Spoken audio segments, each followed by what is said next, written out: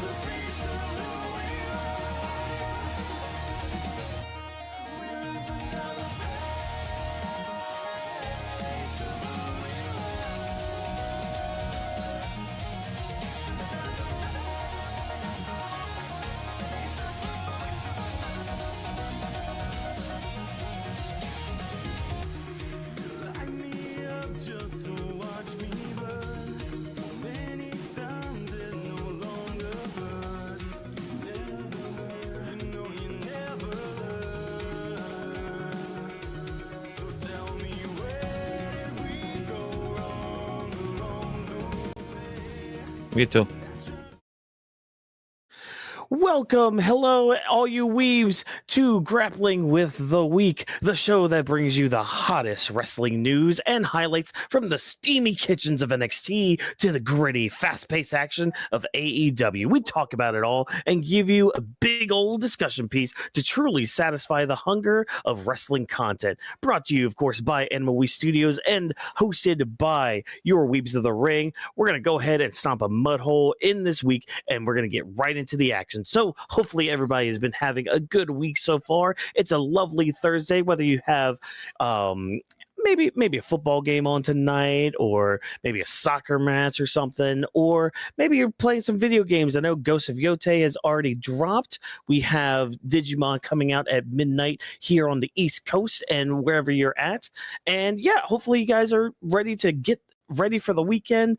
It's almost fully upon us, and yeah, kind of another slow week when it comes to wrestling news, but we do have a really good hot topic when it comes to our discussions and all that. But hey, as we figure everything out, we're going to go ahead, introduce ourselves for all you lovely new people out there. I'm going to start first with the guy who's now Picasso on our screens. He is known as a visionary, he is known as a revolutionary, and he's also Bill Goldberg's #1 stan. Ladies and gentlemen, it is Legend D Vash. Vash, how you doing tonight?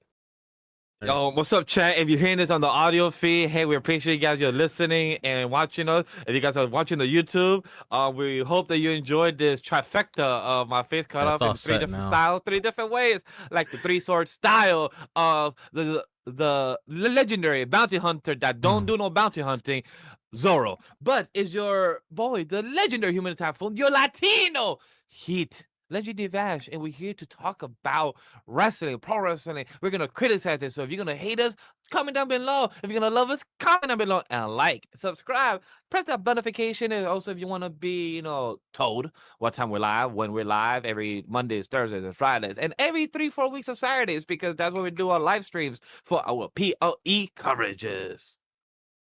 Oh yeah. So be live for that. Make sure you check all that out. And then to the left of him, it is the man known as the genius of the mat around these parts. He's going to help us kind of break down some of these things. And hey, if you don't like what he has to say, again, he has opinions just like everybody else, just like you out there in the comment section. Ladies and gentlemen, it is Drop This Box. Drop, how you doing tonight? So I'm doing pretty good.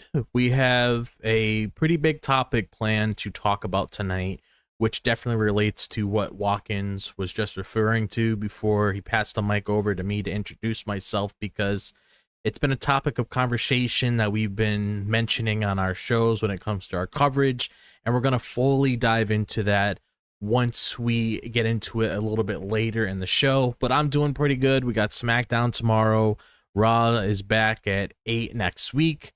But there is, a few things to talk about this week in regards of news.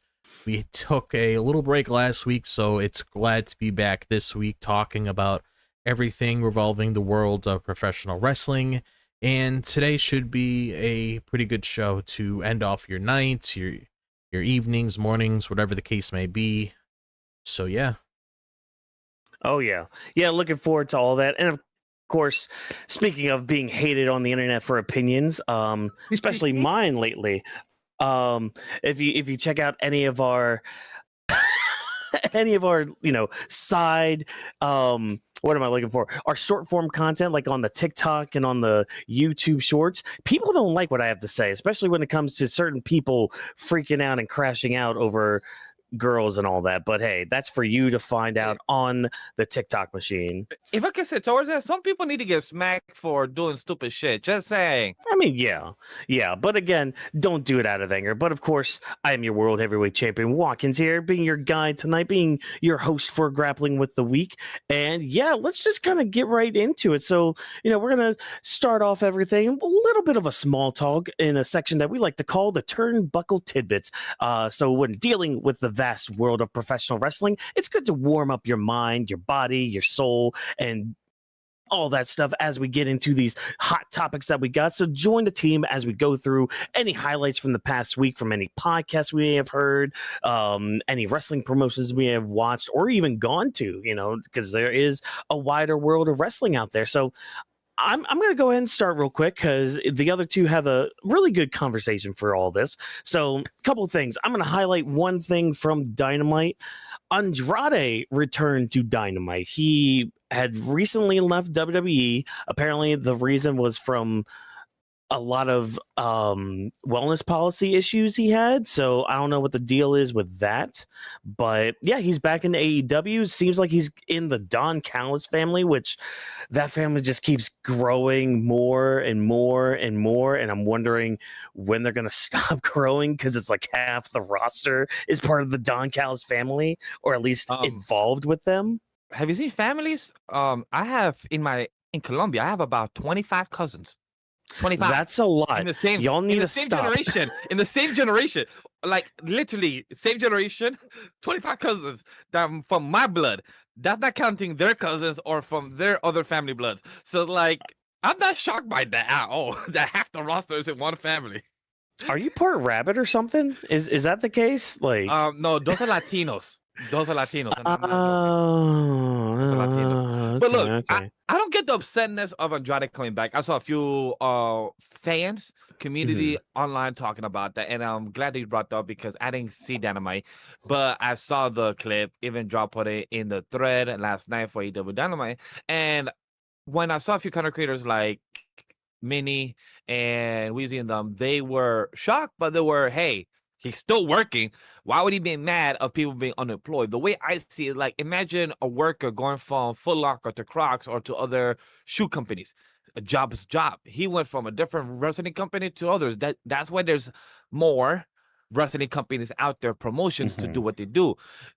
Is he the first one that went from WWE to AEW, and then from AEW to WWE, and then from WWE back to AEW? Yes, but there will be more like that in the future because at the end of the day, we have to remember that the company of WWE is 20-something plus years old. AEW is literally less than 6 years old as a company. So if they still continue moving the next 5-10 years, that might happen more often than others. We know, and you guys have heard our complaints of the booking of WWE. You guys have heard Whawkins complaints as the booking for AEW. Every company has their flaws. But for Andrade to come back, to me, hey, at the end of the day, he might be happier. To me, hey, if he's an employed person and he's happier where he's at, I don't see the problem. Yeah, I could see that, and I think AEW's in a better spot now than when he left, where he might get some better usage over there. But only time will tell with that. But Drop, you had something to say about Andrade and AEW again. Well, since we're keeping the motion coming from Monday to Thursday, I can definitely see where Vash is coming from when it comes to him being employed. That's not really the issue I have. Because with him being employed and everything, that's fine because it's always good for somebody to have a job. My main issue with this is that how is it going to be any different? And I can't really say, well, I'm going to give it the benefit of the doubt because we've done that before. And we're not going to keep sugarcoating things just because a certain person comes back and expect a different outcome. Because you can easily see one of those things where it's like, okay, the guy comes back, but based on booking from when he was there, in WWE the first time, then he went to AEW, and then he went to WWE, and he went to AEW again. If there was at least somewhat of a change that I could honestly say, okay, let's roll with it. But, I mean, you already have your first strike right there, putting him in the Don Callis family. And that's just a group where it practically has half of the roster on there, and they're not moving the needle at all. I mean, we expected great things coming out of Kyle Fletcher when it came to his rise with Will Ospreay during their feud. And then a lot of people expected him to win the tournament last year, World's End, because he was getting a really good push. But where did that go? He just turned into a background character. He popped up again to get his little moments here and there. But afterwards, he's just been a background player. So it's like, if he was inserted in a program that might have been a little bit separate outside of that actually is functioning properly, I could probably wave my flag and be like, okay, you're really getting the ball going. But I mean, being placed with the Don Callis family, considering the kind of reputation that they have, where not many things are really moving in motion, that's my only gripe with it. Am I upset that he's back in AEW? No, I just do not trust. Right. I don't trust the booking in terms of that. I do agree with that. I want to follow up with that. That also he posted a picture that seems like he has a list of people he wants to attack. Because the first one that he knocked down was Kenny Omega. We got the MJF. From the list, he looks like he has 3 more. So it's of course MJF is one of them from the tweets that happened a couple of weeks ago, and I think that could be a possibility. But it's like they have an idea. Are they going to actually execute this idea and have it come well, where Andrade is a big star, where people love him and everything? Is he going to be a bigger star, not being back in AEW, actually push for titles? Would that see how it goes? Maybe one might get something of Andrade and Ricochet and others. Who knows? Like, where would this direction go? But like you brought up, something very important is the booking. How can the booking change from from WWE, where he has something where Carmelo, the best of 7, all things pushing from Money in the Bank, but then dying down and then not being shown on TV, and then having something with Ray Phoenix, and then that died down, and then you're back here. Where is it gonna go? Like, hey, with the next 4 months, let's see what happens next. Next 4 months, next 3 months of the year, and see where it goes. Because that's something as a fan, I want to see success. I want to see you do good. You're here to succeed, and you talk. He talks very big game. Like he talks as like he's good at what he does. He has a good crowd. But now you gotta. Is that your limit? Is that your ceiling? Or are you gonna surpass that? Yeah, because if he's talking a big game like that, then he needs to prove it to us. Otherwise, I'm gonna have to agree with the discussion me and Whawkins had before the show. You could have went to an independent promotion because that might have been better for you. Yeah. Oh, probably go to Japan. Has he gone to Japan before? I want to say yes for like a couple matches, but nothing like concrete or anything. And I mean, so yeah, I have the same words as Drop with him being part of the Don Callis family, because they added both Andrade and that clone guy that was supposed to be like a clone of Hologram. Yeah, and since Hologram's now injured and on the shelf, now they threw him with the Don Callis family. But like, at least I'll say this, like, because I do agree with you to a point with Kyle Fletcher, but I will say recently he's at least been doing a bit more. Like he had the program with Hangman Adam Page, which, good program and all that, and a really good match that they had at the last pay-per-view event. And I mean, he's doing something, or at least he did something with Orange Cassidy last night. So like, there's at least some movement going on, at least now. But I would agree with you, like at least a year ago, he really should have won that tournament. Yeah, that's where I was coming from when I was bringing that up. Yeah. But like, that's the thing. It's just like, you kind of outgrow that group. Like Takeshita, for example, is one that needs to get out of that group because he is so much better than that group. And the fact that they even like put Okada in the Don Callis family, that's just diabolical, man. Like, I don't know, that's just silly to me. Okada's in it too?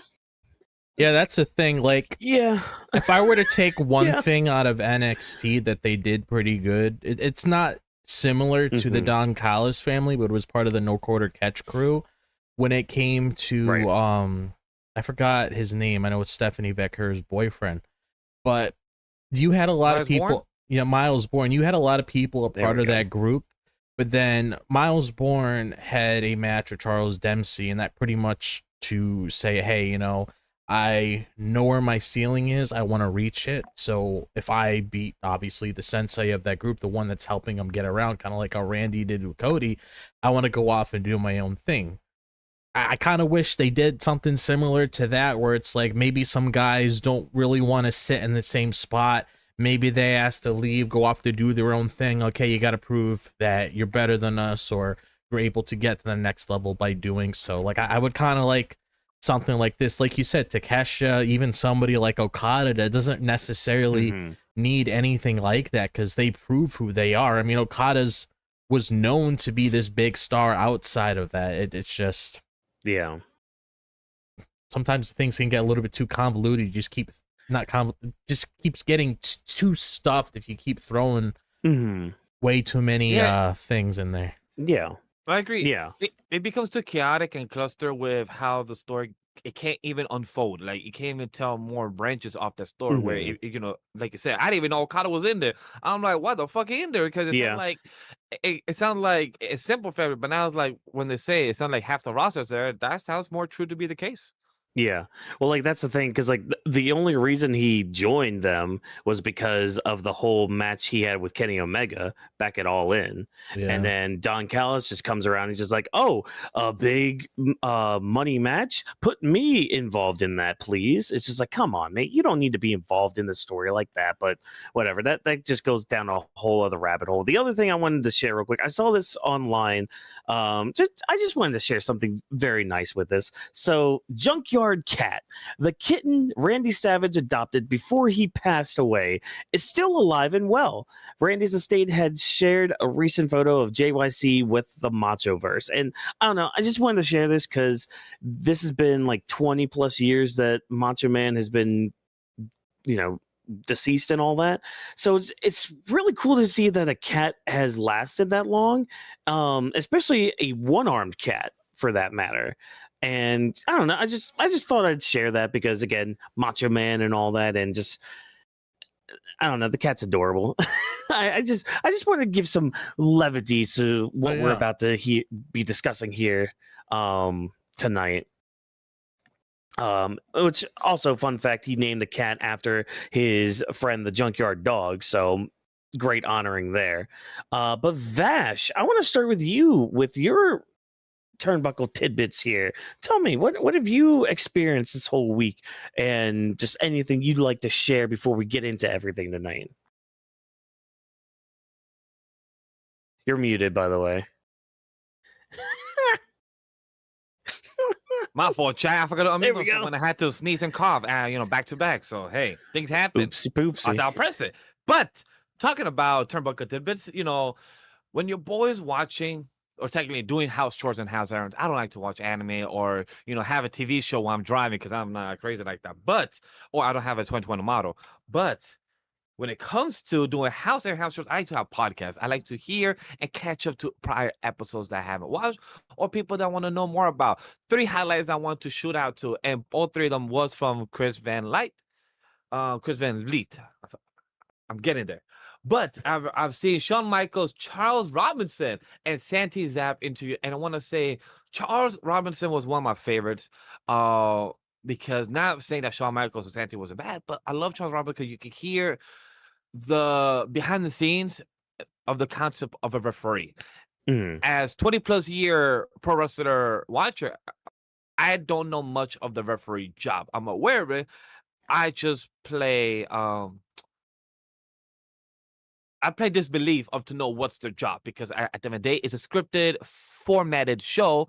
So my goal is just to, hey, I'm just watching as a fan. When we come here to do content, I'm here critiquing it, but I don't want to observe too much of what's going on because it's gonna not say ruin the palette, but it's gonna make the palette to like how I watch movies now.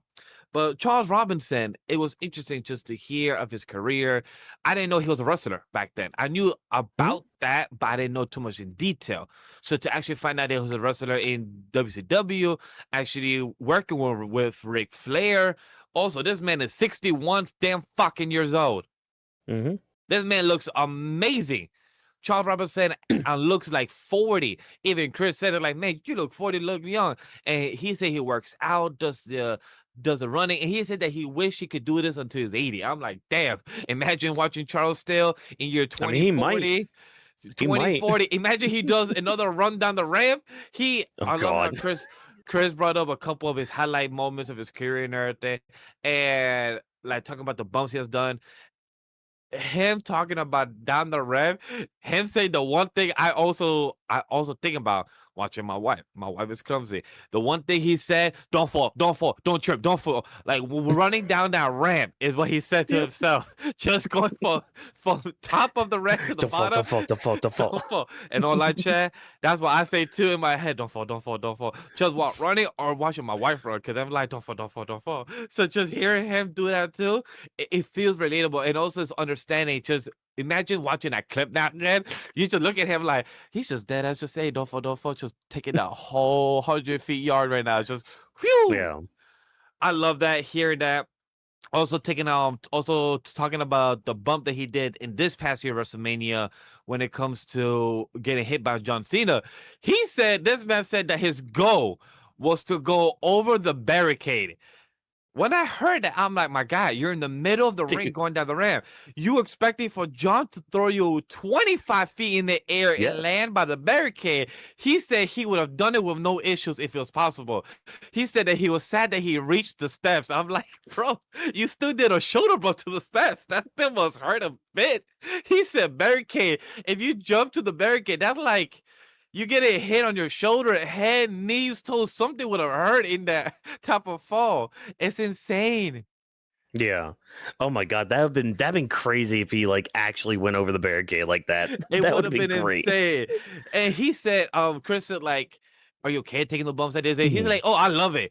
He said that he's like adrenaline with those bumps. Like he loves it, he enjoys it. So that's amazing. One of my favorite things to hear is that when Chris asked him what was your favorite moment in his career, he said experiencing the Shawn Michaels and Undertaker match. And like if Mm. somebody asked me like what's one of my favorite moments in pro wrestling career, that's mine. Just watching that illegally back then for the PLEs, because you know pay-per-views and you had to pay them per fucking WrestleMania. And Yeah. I will watch it and it was amazing. And something that he said, I felt like as well old hearing it, because people nowadays like they're young don't know this. Back when WrestleMania pay-per-views were out, and if you didn't pay for them, you have to wait 3 months or 6 months or a year to see them in the library or buy them in the Blu-ray. I mean Blu-ray, buy them in the DVD or cassette. Back then, and bro, I used to experience it because sometimes some pay-per-views will happen and at school, the next day, that Monday, I would not know what's going on. I would have to see Raw to find out in the video package or know Yeah. what just happened, or wait 3 or 6 months later and find it on YouTube or find it somewhere else. So just hearing it like, oh shit, I remember. That's how I used to consume it too. I forgot about it. And that's insane shit. I know Wonka's could attest to that. Drop as well, experiencing pay-per-views that you couldn't be able to watch, and then probably seeing it 6 months, 3 months, or a week later just because you had no access to. And also hearing from him that Madison Square Garden is right around the corner for me, but I never got to tell my parents, hey, can you take me to the show? You don't gotta buy me clothes, just take me to the show. You will make my memories. But I never got to experience that. I tell them that. So it's just like just hearing those things from John Roberts is like, I'm 30 something years old younger than Mhm. him, but I could still relate to a few things. So that was very cool to hear. See, whenever we bought a pay-per-view, I would legally have a copy of it. I would. I wouldn't sell it though, because that's against the law. Nah, Yes. but yeah, no, I can't tell you how many times I rewatched what was it? It was an Unforgiven 2003, I think it was. Yeah, because that's when Goldberg won the title. And there were a couple other ones too that I kept. I think they're actually still back here too, but those are all on VHS and all that. So trust me, I get what you mean when it comes to like, all right, maybe some you get, some you don't, but hey, let me make sure I keep the ones that I actually do get and all that. One of my other interviews I saw that I do recommend to anybody, Shawn Michaels interview by Chris was amazing. Mhm. I love I love Shawn how he says that when he went to be, of course, if anybody don't know, that he's the person in charge of NXT. He helps to book in and with the direction that's heading. And I love how he criticizes himself so much, but not as a bad way, is that he wants himself to be better and he don't see himself as a Mhm. coach because he never saw himself as a coach in the beginning. Now he understands it a bit more, like after years being into, I think he said that he's 9 years in, I believe is what he said.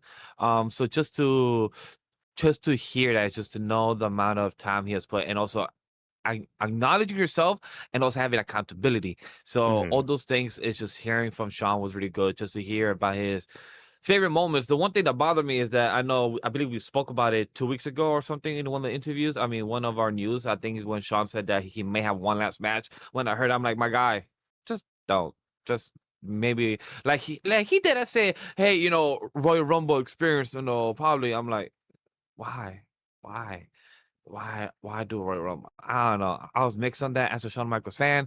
The last thing I want to kind of highlight, kind of shout out to, excuse me, is the Santi Zap interview.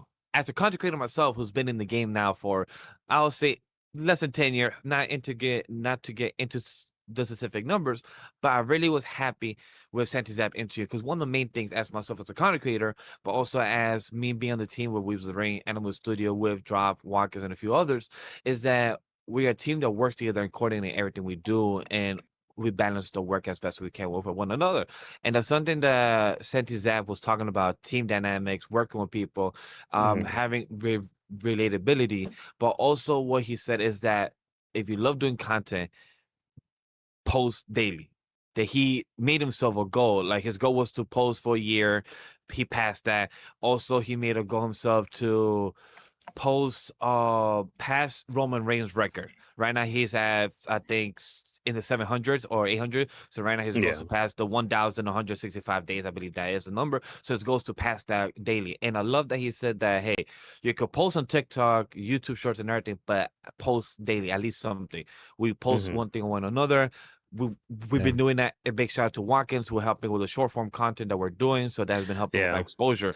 So that's something that I really didn't post anything today.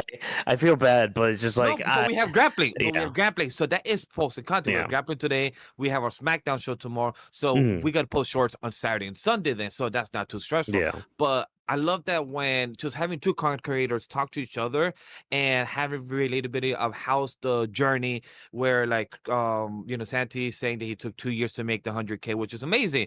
As another content creator, I want to get there too. Am I envious? That's very normal. Jealous, no, because I want success and happiness for other people during the same industry or career that we're trying to be in and involved with. So you just got to make yourself different. We're different here at Weebs with the Range, just like any other content creator. Anybody could be watching us and seeing us a bit differently, or us as we are their goals in the future. Who knows? So that's why I love that interview with Santi Zap, because it was very relatable in the concept of how it is to be a content creator in this era, and it is now to exposure and also working with companies like he did a few times they spoke about. So highly recommend. I want to pass the jar because I saw you that you want to chime into a few things I said. Go ahead. Yeah, I can definitely relate to what Santi Zap says here. Like when it comes not only with like the company itself that we have here, but also with myself, because that's typically what I do on my channel as well. Not necessarily like 7 days, maybe 5, because I do like having the weekends to do other things.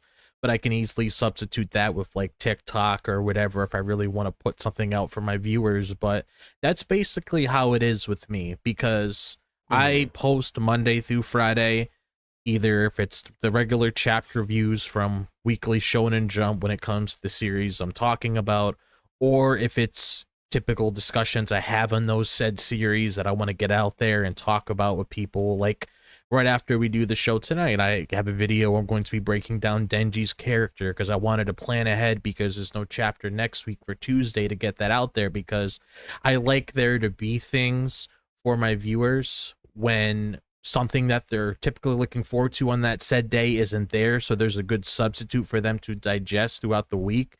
And I always look out for my viewers. That's like the big thing for me. That's kind of how I am with like people in my real life. I always look out for people around me, but I always want to make sure that there's things there to entertain people. They have something to look forward to, because us as a group here, we do projects like this because not only do we want to get ourselves out there, because obviously we're not going to sugarcoat that. We want to get us out there so, we could be the topic of conversation of, hey, drop Vash and Whawkins going live tonight. I want to see what those guys are saying, but also to just build a community with people, getting to know one another and everything along the lines of that. And that's definitely a very relatable thing.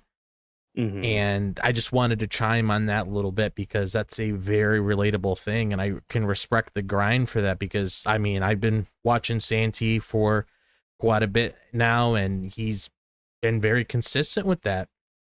I see tweets also, sometimes where he gets worried the night's gonna end and he wants to make sure the video's out. Yeah. And that's something I want to relay as well, that he's also Colombian, as myself, as a Latino who's Colombian.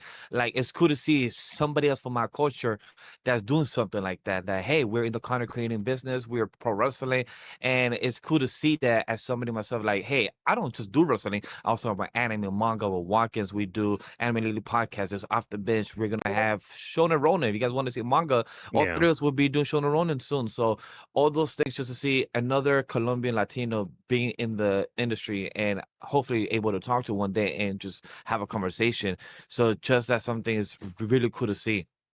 Yeah. So I mean, be able to do what you can and all that. I mean, I listened to some of the Santi interview. I think what kind of took me out of it was there was one part. There was one part where he's just like, "Yeah, I want to make sure that like I stay relatable to my community. That way, it's just like, oh yeah, he's just some guy. Like he's not doing these special things or like getting these special treatments and all that." And then immediately, like maybe 5 or 10 minutes after that, he's just like, so, for Elimination Chamber, I was sitting 2 rows back from commentary, sitting with Drake, and it's just like, all right, well, there goes the relatability right out the window, dude. I get It's like, that. okay. I get that, but it's the funny part It was when you just say, like, funny. hey, it's Yeah. just that he got invited by Netflix. Exactly. They were originally upstairs, but then the people that were supposed to be there, they never showed up. So they're like, hey, if you want to come down, get closer. Who's the fuck is not gonna say, yeah, that's all right, we could stay up here, that's like a good 100 feet in the air, we're good. Nah, I'm gonna be 2 feet behind commentary. Fuck yeah, I will be. So I totally understand where is that, because I laughed too when he said, yeah, I was just next to Drake, asking him how he enjoyed this. They were a bit shocked, and I'm like, if I was there, would I talk to Drake? I don't know. Like in my head, I'm like, it would be cool to take a picture, but would I actually choose to talk to him? Who knows? Like actually being in the situation, it just depends on how would you act or react. Mm-hmm. Yeah, exactly. So I just found that funny because it's just like, oh, you're having a very humble moment right here, and then immediately like, oh yeah, Netflix got a hold of me and put me in this awesome seat next to Drake, and say what you want about Drake, I'm on neither side because I don't really listen to rap music like that. But yeah, anyways, that's besides the point. We're gonna move on because we could be here forever talking about all this. Because I think this is a conversation that both you and Drop are about to have here when it comes to like Drop's turnbuckle tidbits. So I'm gonna transition over to you, Drop, about your turnbuckle tidbits, because looks like you kind of want to hit on some NXT stuff. So go ahead and lay it on us. How was your week? Anything else you consumed? But of course, NXT conversation. What you got for us? So I mainly wanted just to keep it on topic of NXT tonight, because this was probably one of the things that played out this show that is worth talking about, because I mean, I can easily talk about things that transpired within the show, but I don't really want to do that because this was really the topic of conversation here. And next week, you're going to see the big shebang happen when you got all these different teams going after one another with their big TV special that they typically do on NXT every so often. But you had this thing where you had 2 different teams when it comes to the males and females going up against one another, and they're pretty much giving us a Survivor Series type matches next week, where obviously you have people representing your said team, and then it's pretty much elimination. Whoever wins towards the end is the victor, that sort of thing. And we haven't really seen that in quite a bit, so I guess that's a nice little treat because we don't really get that at Survivor Series anymore. It's the War Games thing that we do, which, again, I will say this, I don't mind the War Games concept as long as it makes sense, because if it makes sense, then pull the trigger and do it. Like with this year, just judging on our topic of conversation of our shows, it makes sense for the War Games match to take place this year, just based on what we've been talking about on our own little bubble on our show. But we had this thing, and I can remember the teams in my head pretty well, so I don't really need to look them up. But so we have NXT's team, and the way I'm going to break it down is I'll basically talk about why this said person makes sense or why this said person doesn't make sense, because there is some people in here that don't make sense. You'll basically get what I mean. So we have Ricky Saints as the NXT champion. Congratulations to him. He's the NXT champion. Does he make sense to represent his team? Does he make sense to be a captain? Yes, he is the NXT champion. That makes perfect sense there. Okay, you got Trick Williams here, and I had a conversation with Whawkins about this. So you look at it on paper with Trick Williams being a part of this team, doesn't necessarily make sense for him considering he's the TNA champion. No, but at the same time, I could sort of give him a pass because he's the reason why there's a dispute between both parties right now.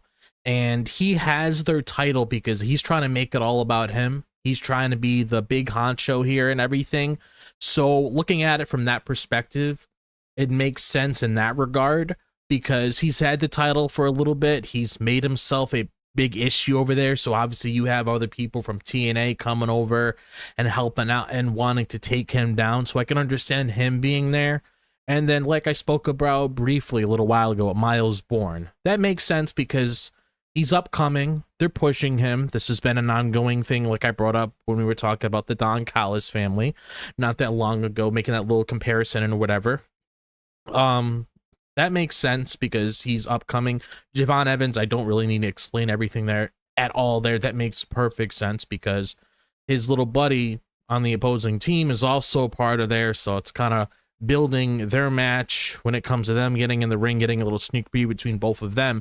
Mike Santana being part of that makes a lot of sense. He's pretty much going to be Trick's kryptonite in the near future once he eventually takes that title, so it makes sense for him to be the main guy there, taking the charge, being the captain. And then you had I know the other guy's name, but basically the people that he chose in his group made sense because it's people that's been around for TNA for quite a bit, so I don't necessarily mind that. And this is the only tricky thing is when we get to the woman, because it mainly comes from the whole Kalani Jordan thing, because the difference between her and Trick is, I gave my reasonings with Trick and why he makes sense for the position he's being in. Even though he is TNA champion, he's pretty much the sole purpose of why the story was built to begin with. So he's been around for a bit. It makes sense. She recently won that title over the weekend, and she's the TNA Knockouts champion as of right now, because Ash by Elegance had to vacate her title. I assume it's because of some injury. I don't necessarily know on the top of my head. But she won the title. Doesn't necessarily make sense because she hasn't really been there for that long. And it's kind of weird how she's representing TNA. I get it, she's the champion over there, but it still feels a little convoluted because it just feels like a little fill-in thing. And then when you got both of the Iconics over there, I mean, that makes sense. They're part of TNA and everything. And then you have, I'm going to say her name for who she is now, Maria Sade, who is formerly known as Jakara Jackson. Makes sense. She's a part of TNA and everything. It's mainly the Kalani Jordan thing I have issues with. And then when it comes to the other team where you have JC Jane, makes sense, the NXT Women's Champion. And then you had Lola Vice basically earn her opportunity to be there. You had Jada Parker earning her opportunity to be there, and then you have Sol Ruka, which makes a lot of sense. She's a double champion. You could obviously look at her as being super reliable because she's holding 2 titles. I get everything there. The main issue I really have with this is the whole thing with Kalani Jordan, but I can't really say that everything's just broken apart and is all over the place because of that specific thing. But that was like mainly like the main gripe I really had with the formation of the teams. When it comes to talent alone, makes sense because there is some good talent to be in there. I understand there's some people out there asking, where's Oba Femi? He does not need to be in here because it's clear as day. Me Whawkins talked about this before the show even started, that he's obviously being pushed to be part of the main roster, so it doesn't really make sense to just have him be a fill-in for this entire thing. His story's over. He's going to be inserting himself into more things beyond that point. But just basically like the whole story of this invasion angle, it's just part of a whole bragging rights thing. I mean, it makes sense from a perspective a lot of us speak out online, where it's just NXT hogging all of their titles and pretty much taking all the attention from them. So I get why it's being played out, but at the same time, I'm kind of ready for it to be over with so we could kind of take the title off of Trick, actually have Mike Santa have the title. Should have won it at that PLE a couple months ago, but kind of just want it to be over with and just move away from it. But I mean, hey, I haven't seen the Iconics on my screen for many years, so I am not going to complain about that. So I would not either. They are a really fun team and all that. But I know Vash, you had some issues with this NXT cross TNA invasion or showdown now going on. So talk to us. What were your issues with this going on? This shit's stupid as hell. Oh, I'm gonna just be honest, Chad. Look, how do you go from invasion? Then 1 week you have a report, then you kind of back up, and you have Santino Marella coming in and trying to sugarcoat everything, backpedal. The point of invasion is to have TNA show the frustration as talent, as hey, we're feeling like chopped liver because you have TNA NXT superstar having the title of the Knockouts. We have another NXT superstar having the women's Kelani Jordan. So the point of the invasion was to come and feel, hey, we're feeling like fodder. Can we get back our division? Can we get back where we are? Yes, we get a lot of the old people, the legends, they have left. So we're trying to pick up the slack, and that's who we are. However, changing the name and say, oh, we've been working on this for the past month. We're trying to have a showcase. It's a showdown. Like, if they actually change the name, that's going to be stupid as hell because it loses the value of why they came to interrupt NXT for the past 2 to 3 weeks and why they've been using the social media, why we have Matt Cardona pop up but not be one of the people. Like, I feel like Kalani Jordan, let's talk about women. Kalani Jordan makes sense for TNA because she is the person champion. For Trick Williams on the men's side of NXT makes sense because of what Drop said, because of the value that he's been holding the title hostage for the past 6 months or so, because that he feels like it's all about him. He's the biggest superstar. He's gonna hold it. Makes sense that he's on NXT because he's still working for them, but he's taking it on hostage. However, when it comes to the women division of TNA, I'm okay with all 4 of them. Marseille was a great one. But how transitioning to the women's of NXT, how are you going to have TNA Marseille, who was Jakara Jackson, but then we have for the woman team, JCJ, good choice. That is your NXT champion. She should be your co-captain. She's holding it right. I'm totally with this. However, so Ruka should not be there. She should be also defending her fucking NXT North American title. She should not be there. That's, to me, you're wasting a talent. Who you should have there instead is Zarya. She's also a strong, dominant opponent. You can have her, because if this is a showcase, you don't need to have the person already holding the title that hasn't done a lot defending. I'm going to just be honest. So Ruka, great champion, great wrestler, great person. She has great moments, but you're not using a lot of defending spots for her to hold that type of mantle if Soroka is gonna go and become the NXT main title holder for the women division in the future. So if that's the case, right now she's been holding the title and not had a lot of things. So I feel like Zarya would have been a great replacement for that and actually hold some stock, build up her own stock where she's not like the sidekick with Soroka. 3, Jada Parker's great. I feel like if you're gonna replace Soroka, you could have put Zarya or Lash Legend. That was a missed damn opportunity. How you not gonna have Lash Legend when it comes to Mara Sage? You could have had a good feud against them. She switched from NXT, got released, and then went to TNA. She's doing well for herself. Lash Legend has literally lost her stock since Royal Rumble, where they had a good moment of all 3, 4 of them there. It was Jade Cargill, Naomi, Lash Legend, and also Bianca. That was a great moment in Royal Rumble, but Lash Legend has lost her stock. She has no type of momentum.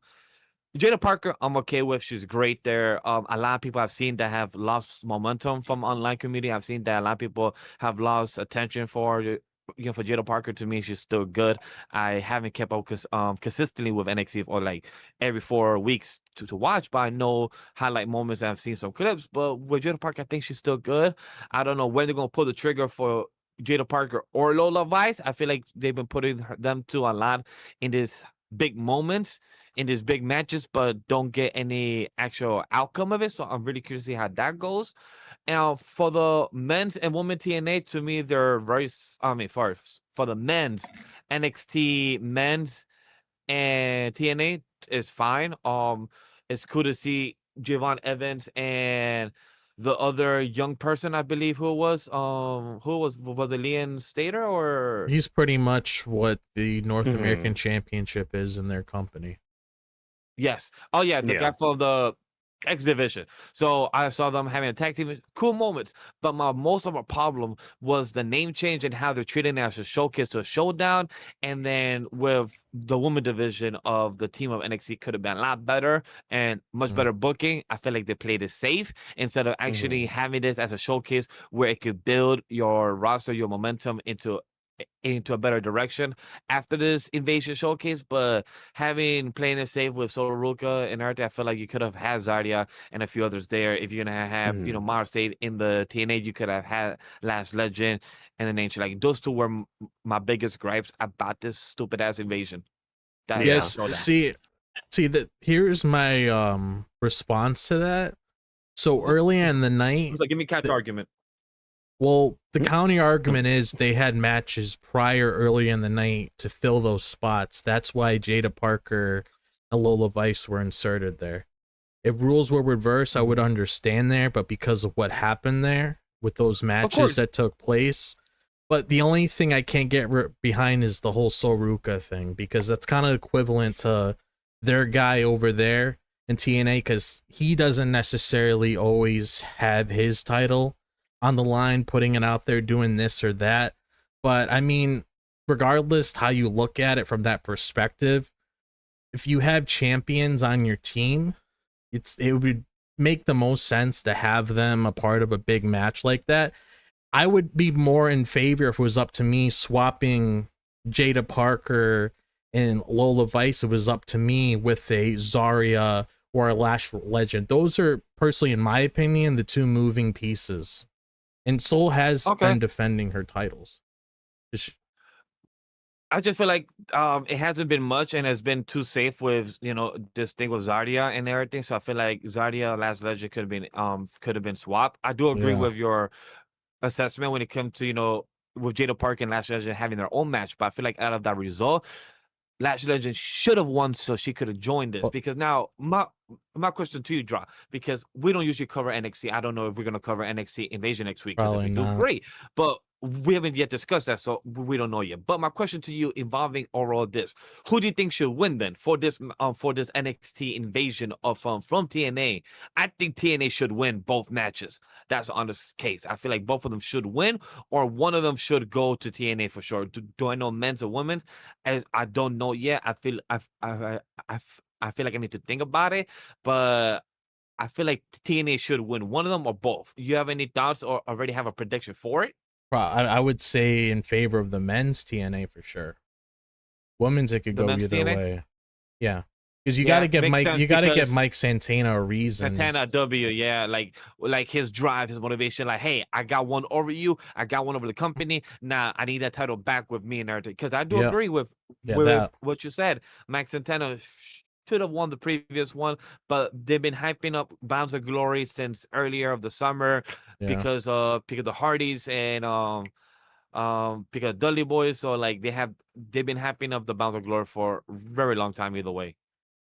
Yeah, I mean, it kind of gave you the answer when his little promo too, so they could have potentially spoiled the outcome that way. The way if I'm looking at it now.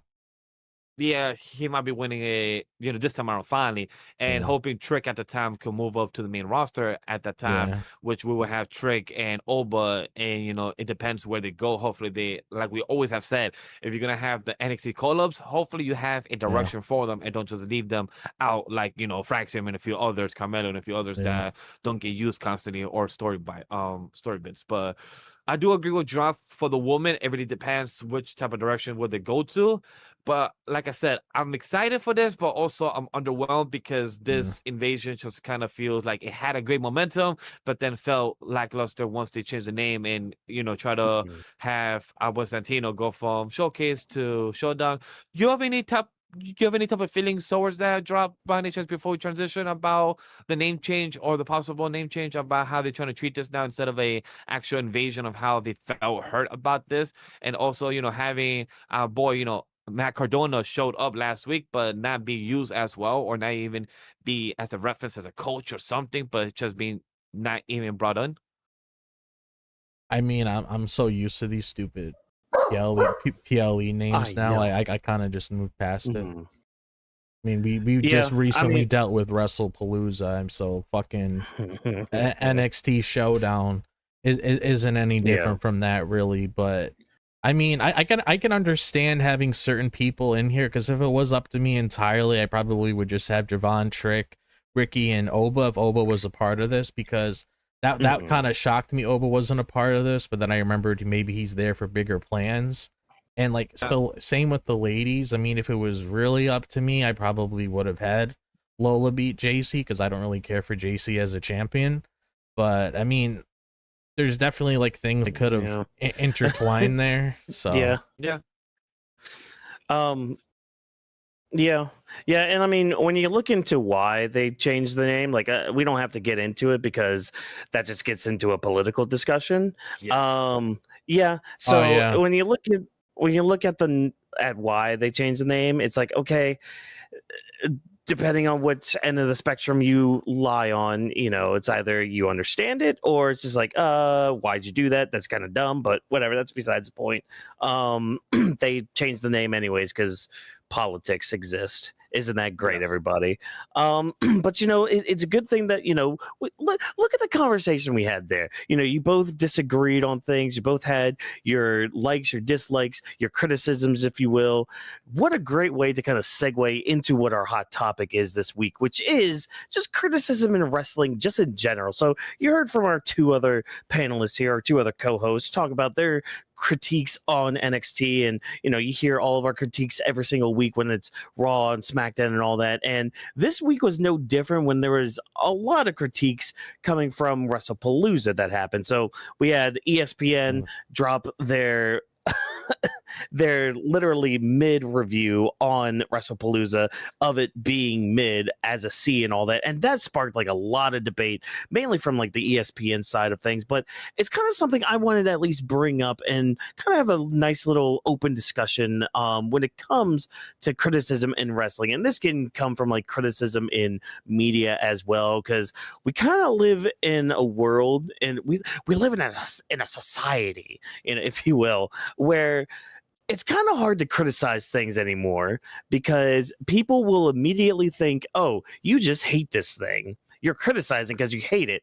No, that's usually not the case, but sometimes that's a case-by-case basis too, because some people do criticize just to get that sweet, sweet hatred out and all that. But it kind of depends on the person and all that. But yeah, I kind of just want to have a little quick open forum about this. So, I mean, how do you guys look at media whenever you're looking at it critically? And we can stick to wrestling in this aspect, or if you want to bring up any other media as well.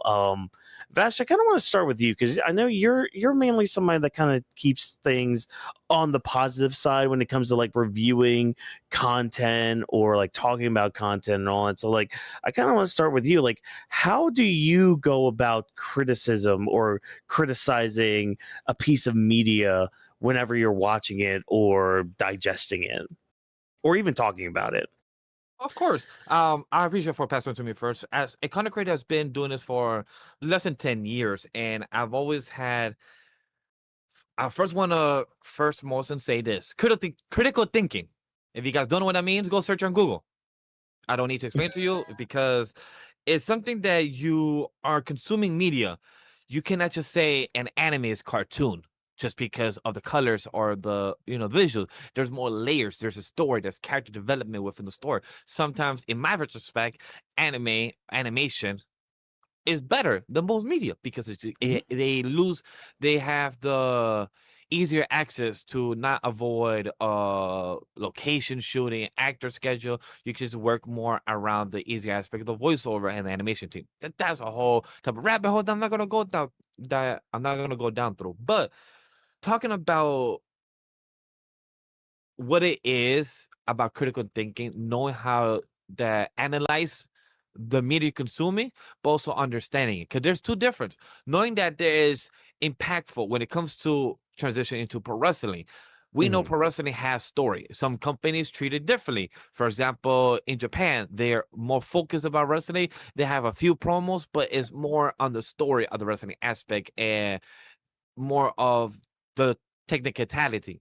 When it comes to WWE, it's about story, it's the emotions, it's how you feel. Some people within the company, even Triple H, is about long-term storybook. When it comes to AEW, it's more about the 1 hour, an hour and 15 minutes of the wrestling, but the story within in it that could be told within the past year, 2 years, or they tell it within the other indie projects. So I like when stories of media you could tell is very different when it comes to pro wrestling over the past year. Has been sold to Netflix, has been sold to ESPN, where if you want to go watch on 3 different platforms, pro wrestling is annoying in a US viewer. Like myself, luckily, we have VPN, which we could legally transfer our server to a different country and we could watch all under one service, aka Netflix. That's what we could, but then you lose access to some other stuff. Like, for example, ESPN, they have the pre-show. So sometimes I like to have the pre-show in the back burner so I could just catch up, see some things I missed.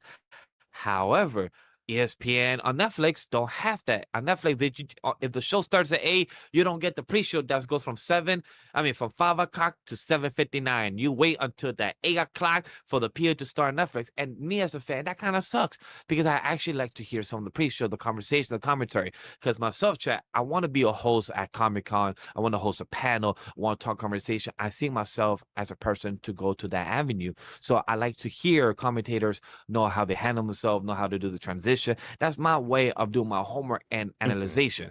But the way you could consume media and talk about media is also a different thing, chat, because knowing how to talk about critical thinking and understanding, but also vocalize your own words is very hard and challenging. That's why a lot of people sometimes start screaming, or sometimes that's the way they feel like they can preach how they feel. If you know some friends, not throwing the shade at any of them, but I know who you are. If y'all listening, y'all know. So when it comes to that case, I know some of them. Myself, I like to have a conversation. I told my wife and many of my friends and many of my families, I hate arguing when it's just talking to a wall, because at the end of the day, it's fucking pointless. Because you're not understanding that you might be right. But guess what? That's how you see it. That's your perspective. And that's how you view it.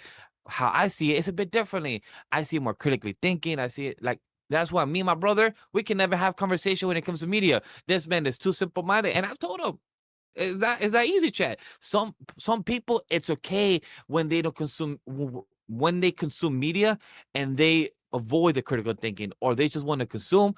There's a term for it, meatheads.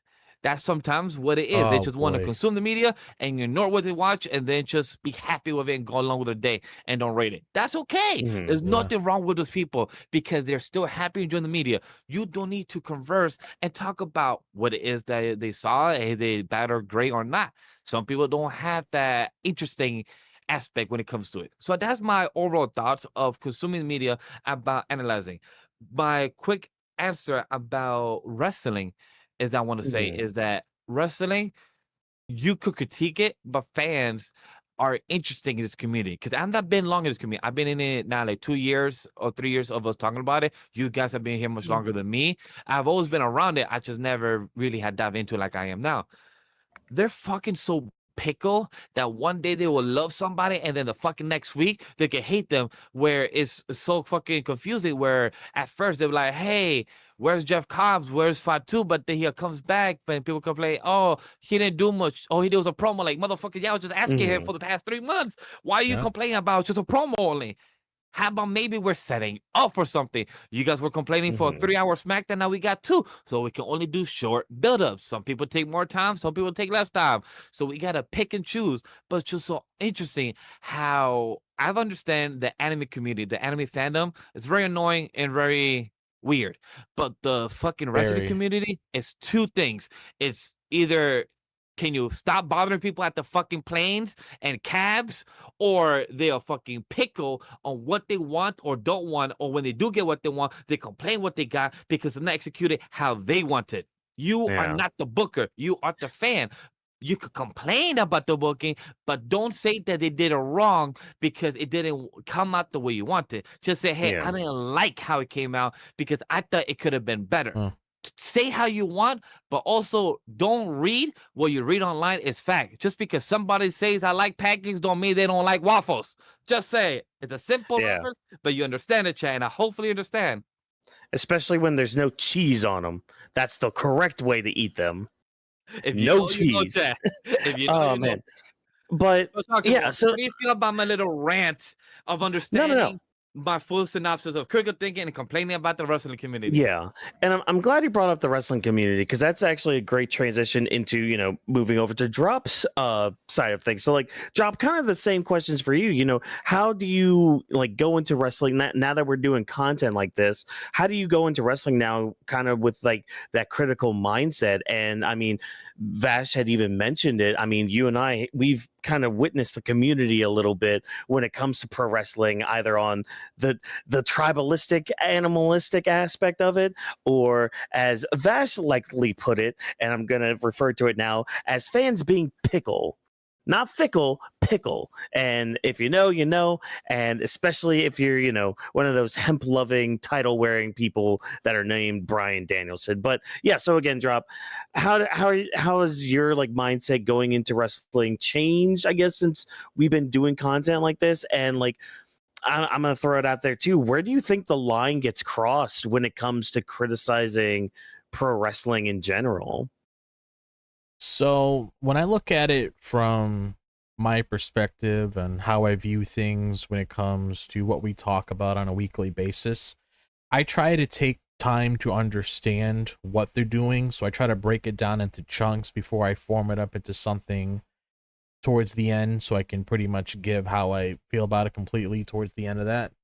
And an example I can bring up is the whole entire issue I've been having as of recent when it comes to titles being represented within the company, because they have this thing where they want to push certain tag teams, and then you have that said tag team get a title, but then they just hold on to it forever and they don't really do anything with it. To me, I understand how the ride is, but once we get there, you got to give us the extra parts. You got to continue building the bridge so we can cross it, so it makes a lot of sense. Like, if something isn't working, don't keep pushing it, because it's obviously not working if there's not any sort of attraction there. Because we have this whole thing with the Judgment Day not doing anything with the titles, still continuing to push them for whatever said reason. And then you have the whole thing on SmackDown with the US title picture for the ladies, just pretty much in a full-on circle, completely different from how the IC title is for the ladies on Raw. You're just running around in a circle, eventually just tiring out, wanting to sit down and catch your breath again, and there's not really anything going there. So it's like, the way I look at it is, if something doesn't work, just let it go, move on to something else.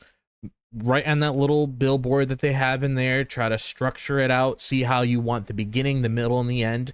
Kind of like how you're writing a book, you want to make sure you got a strong introduction. You want to make sure that you have characters that you can connect with and everything like that.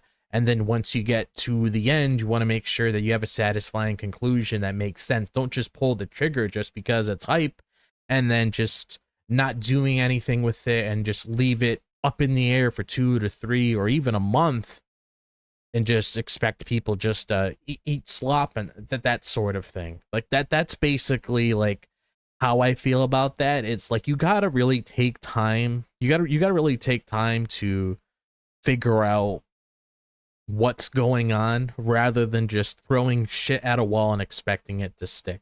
That's my biggest issue. There's no risks that are taken. It's just way too safe. You are afraid of like dipping your foot in the puddle because you're afraid to get wet, that sort of thing. Either if it's certain name changes or if it's certain angles you want to pull off or whatever, because you're afraid of how certain people will feel about it. But obviously you have people like us or other content creators that voice their opinion and how they feel about certain things. Obviously, if you see one outweighing the other, obviously there's something there that's wrong that definitely needs to be brought up and spoke about. So there's a good change there, so you could understand exactly like what's going on in that scenario. I just don't like how things just feel cluttered, and you really need to take time to understand like how to open that stuff up, take things out in order for things to be on like a thin line again. That's just my biggest gripe here when it comes to it, because sometimes people just take it as it is, and I'm just gonna say this, just because you want to get those connections with people when it comes to advertisements and stuff like that. This is my biggest pet peeve in the entire world, and this isn't just for content creation in the wrestling space. This goes for any space.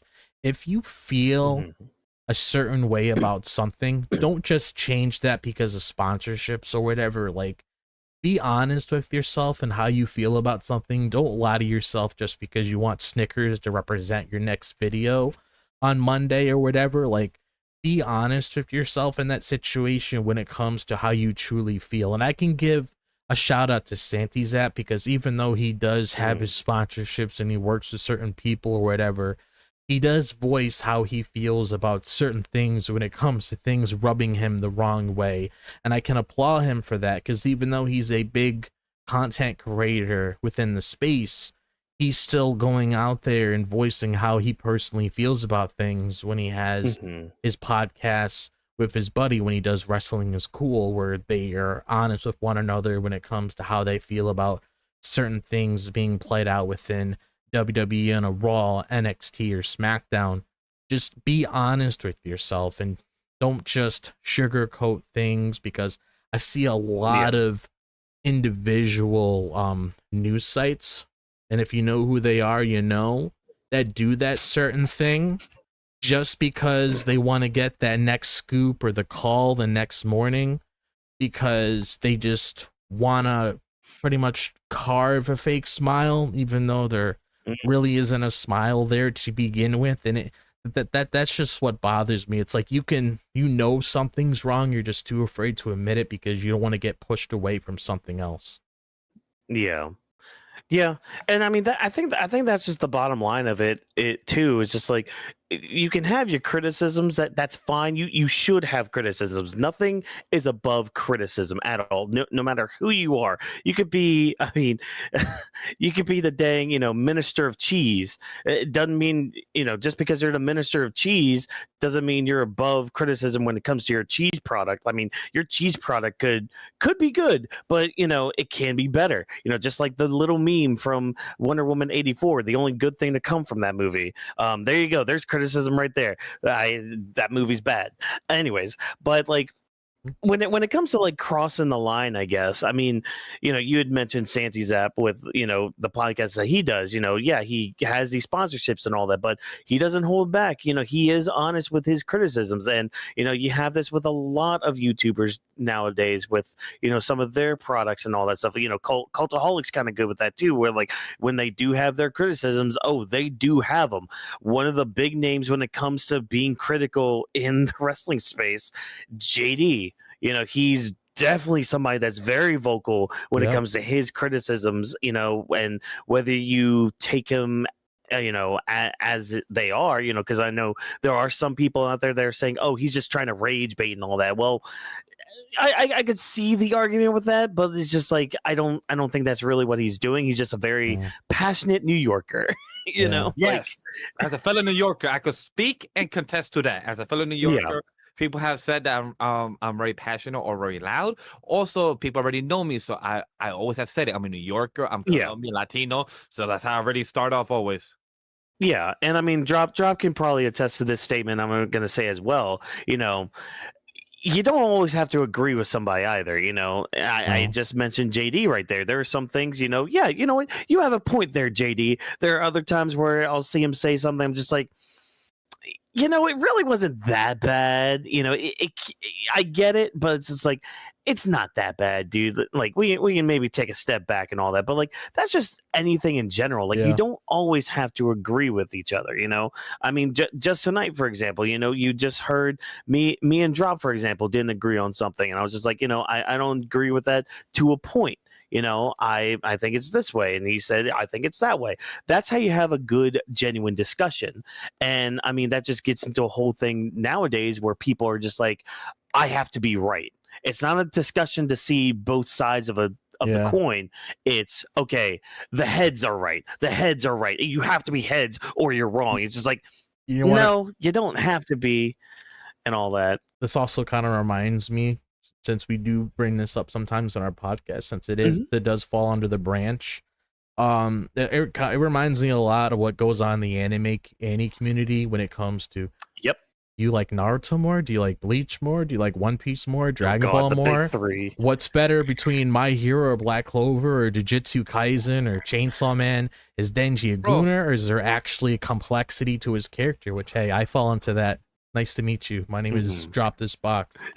So it's I like, saw a comment about that drop, literally saying that Demon Slayer beat Superman in the box office internationally worldwide, so it should be a contender to be in the big three. I'm like, motherfucker, big three, stop in conversation. These like I get just 'cause it triggered. exists. yeah, it's I'm like, how I does always Demon Slayer get I get involved triggered in the anymore. conversation? I don't know why Like- that's like- like a common thing now, Mhm. because there's so many series Shut up. that 3 goes to 4 to 5 to 6 to 7 8. There's Mhm. a lot of these new gen battle shonen that stand out on their own two legs that you don't need to categorize Just them call as it. the new gen Yeah, big the new three or one, this yeah. or that. It's like just move away from that, because we got Dragon new big Ball, series. Naruto, Bleach, Yeah. One Piece. They had their whole thing back then. Just let that go, and don't be like, oh, just because Yeah. Jujutsu Kaisen's, which I enjoy. Trust me, I do enjoy that series, but just because it's really hot right now and trying to throw it in the hat with like Bleach, Naruto, and One Piece, that it was a different time back then with what those series are representing. I haven't seen all of One Piece, but based on what I've seen and based on what I've heard from friends and everything, that's its own little space with Naruto and Bleach in those early 2000s Yeah. and everything. So it's like trying to categorize that with everything going on right now. That's a whole different ballpark. And just getting into this little tidbit when it comes to the criticism in wrestling, I can only imagine like how these conversations are going to be with Shonen and Ronin in the future, because there's definitely going to be a lot of good talk from that. I can already tell, because it's like, I don't understand why it's like someone looks down on you just because you like a said series. Like I don't personally like Black Yeah. Clover that much. I'm honest. I have friends that enjoy it. I'm not gonna stop being friends with that person just because they like it. People just like certain I series. might. People are attached to certain series, and that's perfectly fine. Like I have no issues with that. Some Yeah. people like horror, some people don't like horror. People think Jason's better than Freddy. People think that regular show is better than Adventure Time, vice versa, things like that. People, Mario, Sonic, it's an ongoing conversation with everything. And it just comes to the point where it's like, Io Sky's your favorite female wrestler. What about this girl? She has all these belts on her. Shouldn't she be considered? Like, Hey, you can't win. Stop me if you've heard this one before. What's your Mount Rushmore of wrestling? And then you say it, and then you're immediately told, "Oh, you're wrong." It's just all that, and you're just like, dude, you literally asked me what my Mount Rushmore is, what my thing is, and I it's just applaud like, the people out there cool? that actually give like stick up for people, because I've seen it in comments or where they're like, that's that person's personal Mount Rushmore. You can't really say, oh, this doesn't belong in there, because it's their personal point of view. That's like, because me personally, if we were to ever do something like that, I'm not necessarily a big fan of those kind of things. I'd throw CM Punk up there, but then people would come after my ass and be like, Rock should be on there, Stone Cold should be on there, Bret Hart, Hulk Hogan, all these different guys. How come you got CM Punk up there? Well, that's just how I view it from my perspective. You're fair, correct. Yeah. If I could bring up was Santi, because they brought up the conversation. Chris and Santi brought this up in their interview, and it was perfectly well said. Santi said a beautiful answer that I'm gonna probably steal from it and say that, like, are you talking about what era, what decade, or are you asking my personal friend? And I love that answer, because that's something that I'm gonna be using from now on. Because when somebody asks me what's my Mount Rushmore That in makes pro a lot of wrestling, I'm sense. asking, are you asking my personal favorite, or are you asking which decade was? Because that's a whole different conversation. Yeah. Because I've watched from the early 2000s to now. So I have John Cena as my all-time, because literally when I first started, but there's other favorites that I have seen at the early 2000s when they already retired, aka Shawn Michaels, Undertaker, Triple H. Those are my favorites during the time.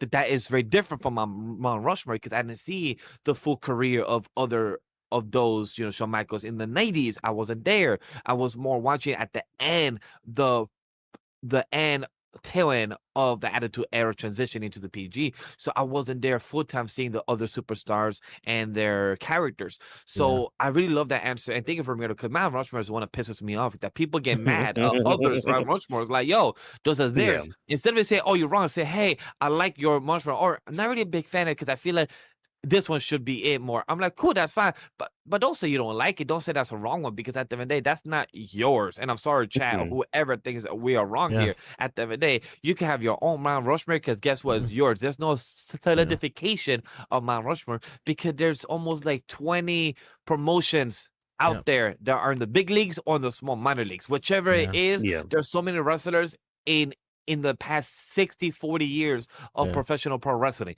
So you cannot have a wrong answer. Even if we're in the year 2040, we're not going to have no wrong answer, because Seth Rollins and other superstars that have retired, the current superstars are training right now, are going to be the big superstars in the next 5-10 years. So at the end of the day, people are going to grow, people are going to change. So Mount Rushmore, I agree, are ones that piss me off. Also, the other thing of pro wrestling in the aspect of comments and how people say is, one, how WWE has been seeing content creators or fans criticizing and how they view them, and two is I just lost my train of thought, is the tribalism, the way people get mad. For example, going back to the comment earlier from Whawkins, Andrade going back to going back from one company, WE, then AEW, then WE, then AEW, and people are mad like, oh, he was the first ever. I'm like, yo, Chad, there's going to be more like him in the future that are going to go back and forth. These are the two big companies.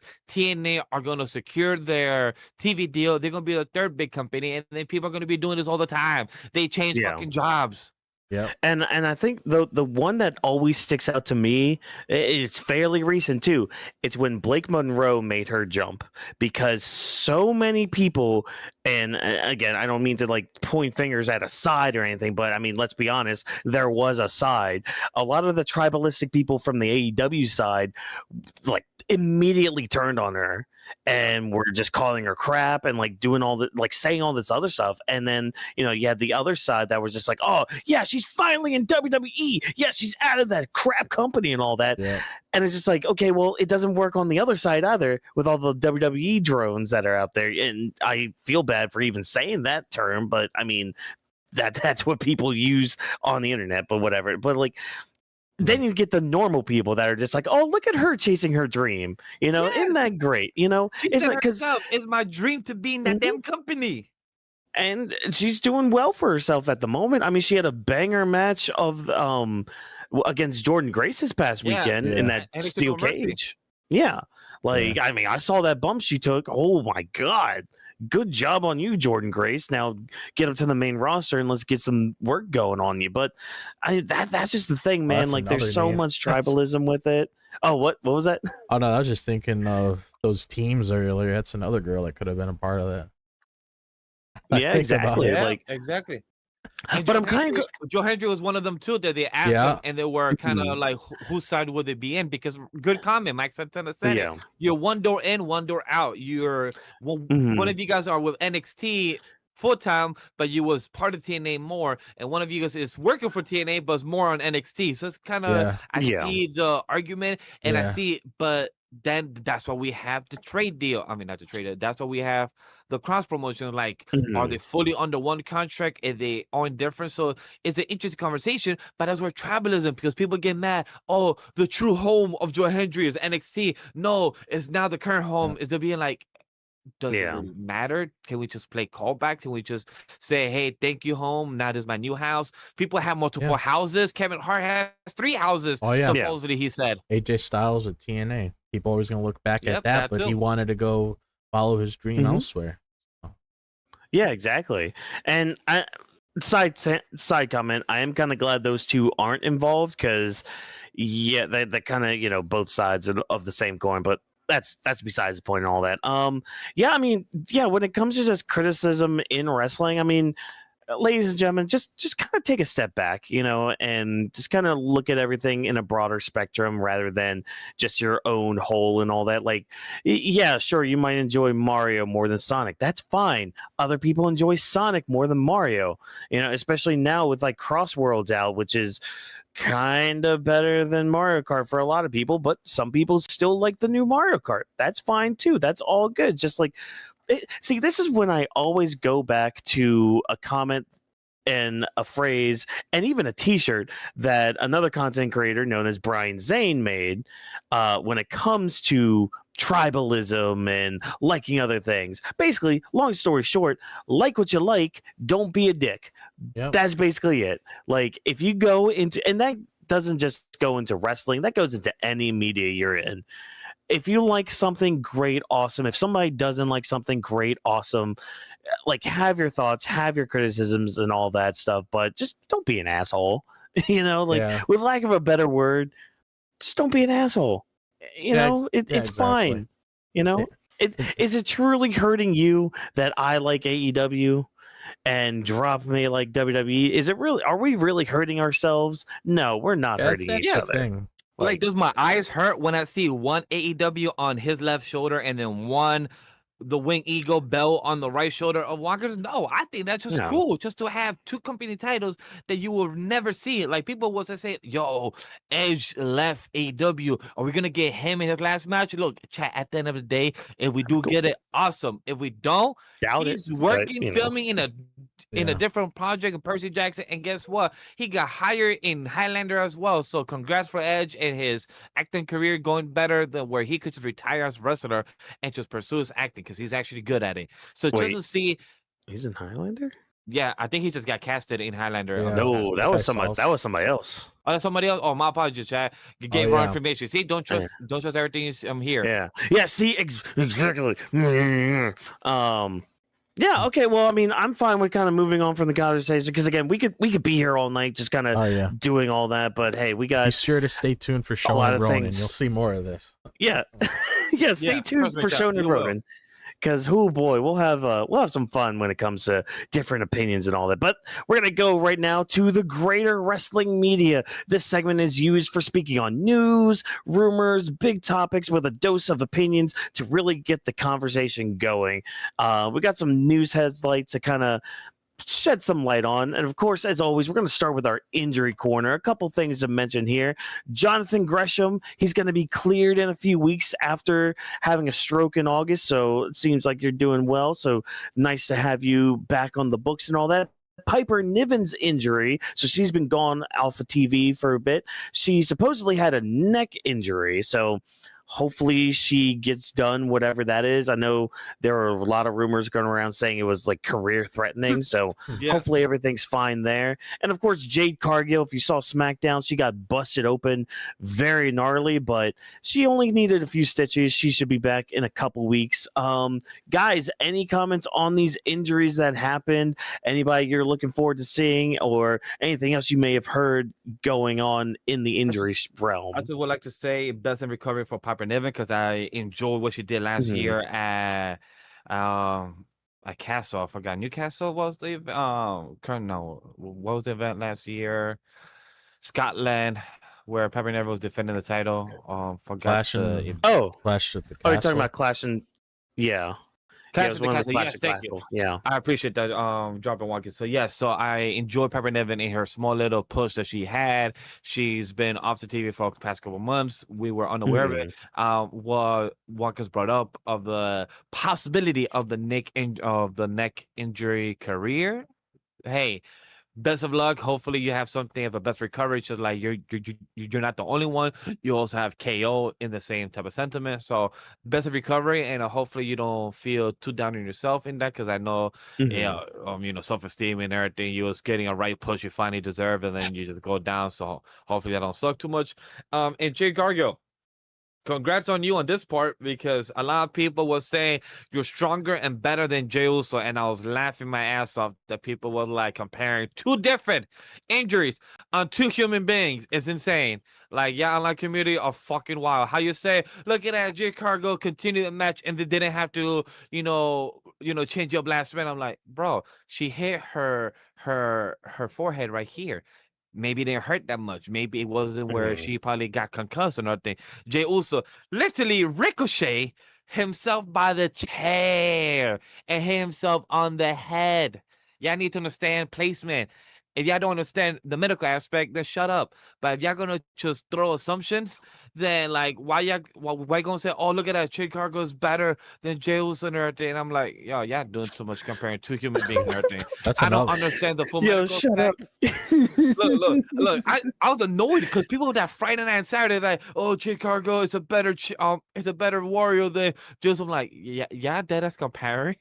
Fucking head injuries one from the forehead, one from the head. Like there's two different, like, yes, close to each other, but one is getting rammed to the steel steps because of somebody may not like her or not, or somebody just ricocheting themselves on the chair. Two different. It's just crazy how people want to compare it. So best anyway, recovery on Jade Cargill. Best of luck. Hopefully you're well, and hopefully see you next week's. Hopefully you're good in health to go back for the title. Maybe Jade, go for the U.S. title. Maybe. Yeah. Drop, do you have any comments on these injuries that we highlighted from this past week? I wish Jonathan and Piper nothing but the best when it comes to their injuries. Hopefully they can get things cleared so things could go back to how they were before. And when it comes to Jade's situation, I was completely unaware of the Jade and Jey Uso thing that you mentioned. So just hearing that is just mind-boggling, because I mean I see a lot of things. I could say less because I see more anime and manga stuff on my timeline now. So I'm kind of glad that that's being filtered with those kind of conversations, because that's just ludicrous, like the way that people think at times. Like, I mean, she had a little thing go on in her match. I mean, that should be the least thing that you're thinking of, doing the whole little comparison thing. But hopefully things are good for her. I'm pretty sure she'll be fine, start kicking things into gear again. So I'm sure she will too. So hopefully she's fine with that. Now, when it comes to contract negotiations, the one I just wanted to highlight from this past week was Jasmine Nyx. So Jasmine Nyx was recently let go of her WWE contract and all that, and she went onto Instagram to kind of explain what happened and all that. And this quote we got from this is from Cultaholic reporting this from Jasmine Nyx's Instagram. Ultimately, it came down to the work I was putting in, and being booked for was not accurate with the amount I was being offered. And no, I was not making six figures, but that is the goal. So she was looking to make a lot of money, and she didn't really feel like the work she was putting in was really equaling out to how much she was getting paid. And I think she had revealed how much she was making around that time. And I mean, of course, people online breaking it down and all that, being like, oh, well, like half her paycheck was just going to her gear and all that stuff. And then you have other people like kind of putting her down to being like, okay, well, you weren't that good, blah, blah, blah, like stuff like that. I'm pretty sure y'all saw the video of her and her boyfriend with her like with like her boyfriend being like, oh yeah, this is fake and all that, and then she does like some warm-ups with him, and he's like, man, my body kind of hurts, but it's still all fake. I'm just like, dude, shut up. Shut up with that. But it's very interesting that like she made the comment, you know, oh, I'm not making enough and all that, which, you know, fair, you know, everybody wants to get their bag, or as South Park likes to put it, you know, you got to make your nut and all that, you know, make sure it's all good, that you can pay off everything and all that. But yeah, how do you guys feel about her statement with this? Drop, I'm going to start with you with this. How do you feel like about Jasmine Nyx's statement here? Because she was kind of, I mean, I know I don't watch NXT too much as you guys, but like she was part of a big group in NXT. So do you feel like her comments were justified, or like was there any truth behind it, or do you think, you know, she's trying to be a little bit more bigger than she actually was? The silence is telling. I if I'm being honest, I feel like she's trying to play the bigger character right here. Like she wants to be the main character, even though she's the side character. Because I mean, like the way that it translated on television, the way that she was being booked, and the way that she was being placed in these segments with Fatal Influence, it's hard to really believe what she's saying, because I mean, I can look at it from WWE's perspective if they're talking with a bigger talent on their NXT card, if they want to offer them a certain amount of money because they see some potential with them, they see a future with them, they actually have solid plans with them.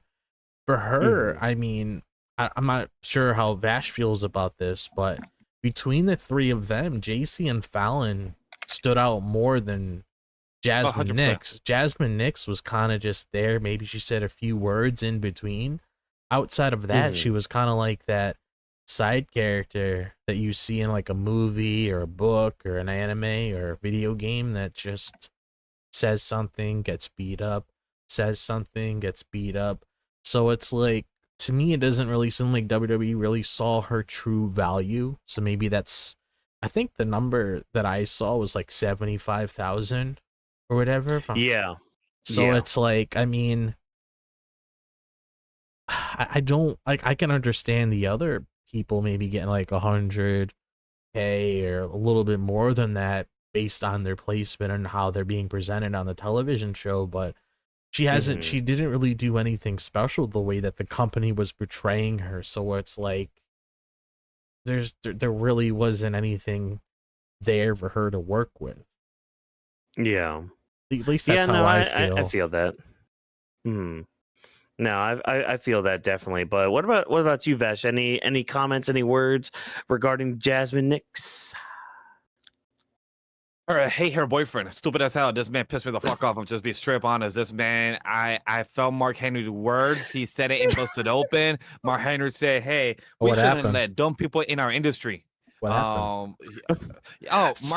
Mark Henry spoke about it in Busted Open. I believe he was I believe it was Busted Open, or I believe he was a guest in It a was different podcast. something. Yeah. So I believe he I he believe had Whawkins knows what I'm mentioned the talking about. video. Yeah. Somebody asked him what did he think about Jasmine Nyx and her video, and Mark Henry was not happy. He was saying like, even though people in the comments was say, "Hey, weren't you a athlete who was the world's strongest man and you got scouted?" Correct. People think that that's a bad thing. The thing is, when it comes to Jasmine Nyx, she girl was a soccer player or some type of athlete, but wasn't anything involving weight training or athleticism when it comes to pro wrestling. But her boyfriend, who literally did fucking bumps, and at the end of the video said, "Oh, that's just fake," and then talked about a promotional app or something about gambling. And when I heard that, I'm like, good thing she's gone, a good thing I don't give a fuck about her or him now, because literally sometimes people need to understand yourself or partner could represent you one way or another, because they are your partner. And if your partner who you're dating, even throughout the past 2-3 years that you've been in NXT, thinks that your job is fake, or the bumps you're taking or the aspect you're doing of your job is fake, to me that's disrespectful and throwing mud or throwing disrespect in the water. Because how the fuck are you dead ass saying that? You are dead ass saying that, hey, you did the bumps, you did the roll-ups, you did the rope thing, you felt the burn or the pain on your back from the ropes that we have heard from many other wrestlers doing the training, where we have heard even Ricochet's wife of Samantha Irwin, who also did the training, because even though she's an announcer, she had to do the training. And you're saying that the thing is fake. Yo, once I saw that, I care for Jasmine Nyx for a moment. But once she said, "Hey, my boyfriend did this in the video with him," I'm like, cool. With all due respect, girl, you're cool peeps. You was very pretty in your gear, in your gear, in your attire, trying to get some attention when it comes to your role as the wrestler. Great. When it comes to your in-ring work, you was basic. But I was hoping for the best for you in this career. But to see you disrespect the game and have your man disrespect the ref front of you while you're technically about to leave the promotion, about to leave the career, and you have your man literally saying this and still post the video out, you are off my list. And just like, I don't give a fuck about you, because you just disrespected the thing that you were supposed to. Hey, it's okay that you don't love it. not everyone in their career sometimes know what to do because sometimes the spark is gone or you just got to reignite it. But for you to just say, hey, you came for work, no lie. You just say, hey, if the money was there, you would have stayed. Great. Yeah. But my question is, should you stay with your man? I don't know, man. Girl, Well, that's yeah. a whole different thing. I won't get into that because that just goes into like people's personal lives and all that. But Yeah, like, exactly. But like, I with Mark Henry's comments though, it was mainly like towards how they signed these other athletes and all that stuff. His comments were mainly like, okay, if you're not fully invested in this business, Yeah, agreed. That one there as then well. you need to get out because that's the thing. Like, yeah, they scouted him. He was, bodybuilder. He literally won one of those world's strongest man competitions, and Yeah. WWE was just like, oh, come work for us. And he actually liked it. He put in the work in on it, and so that was mainly his thing. So whether or not Jasmine Nyx actually put in the work that he's talking about, I mean, I wasn't at the Performance Center, so I can't really say or anything. But judging from what you guys have said in the during the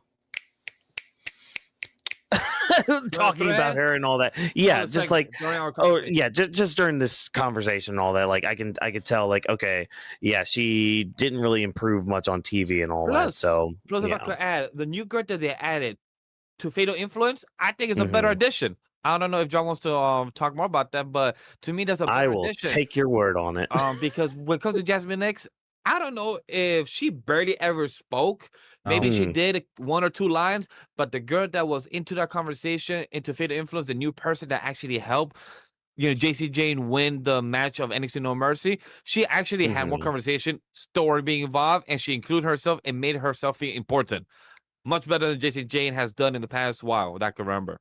Kind of makes me happy that they took her out in the back with because I actually remember, because I remember she said this on television too, where she helped JC Jane secure the NXT championship, and then she said that Jasmine Nyx actually wasn't part of anything. That was just a freebie because she said herself, she did say that. Yeah, she did say that she didn't really add anything to that group, and I can 100% agree. It's like I said earlier, she was literally a side character, not like the side character where it's like you got the main character and a couple of his buddies around him, like the side characters that you see as background characters as the other characters are talking in the show. Just crappy animation in the background, the little side character.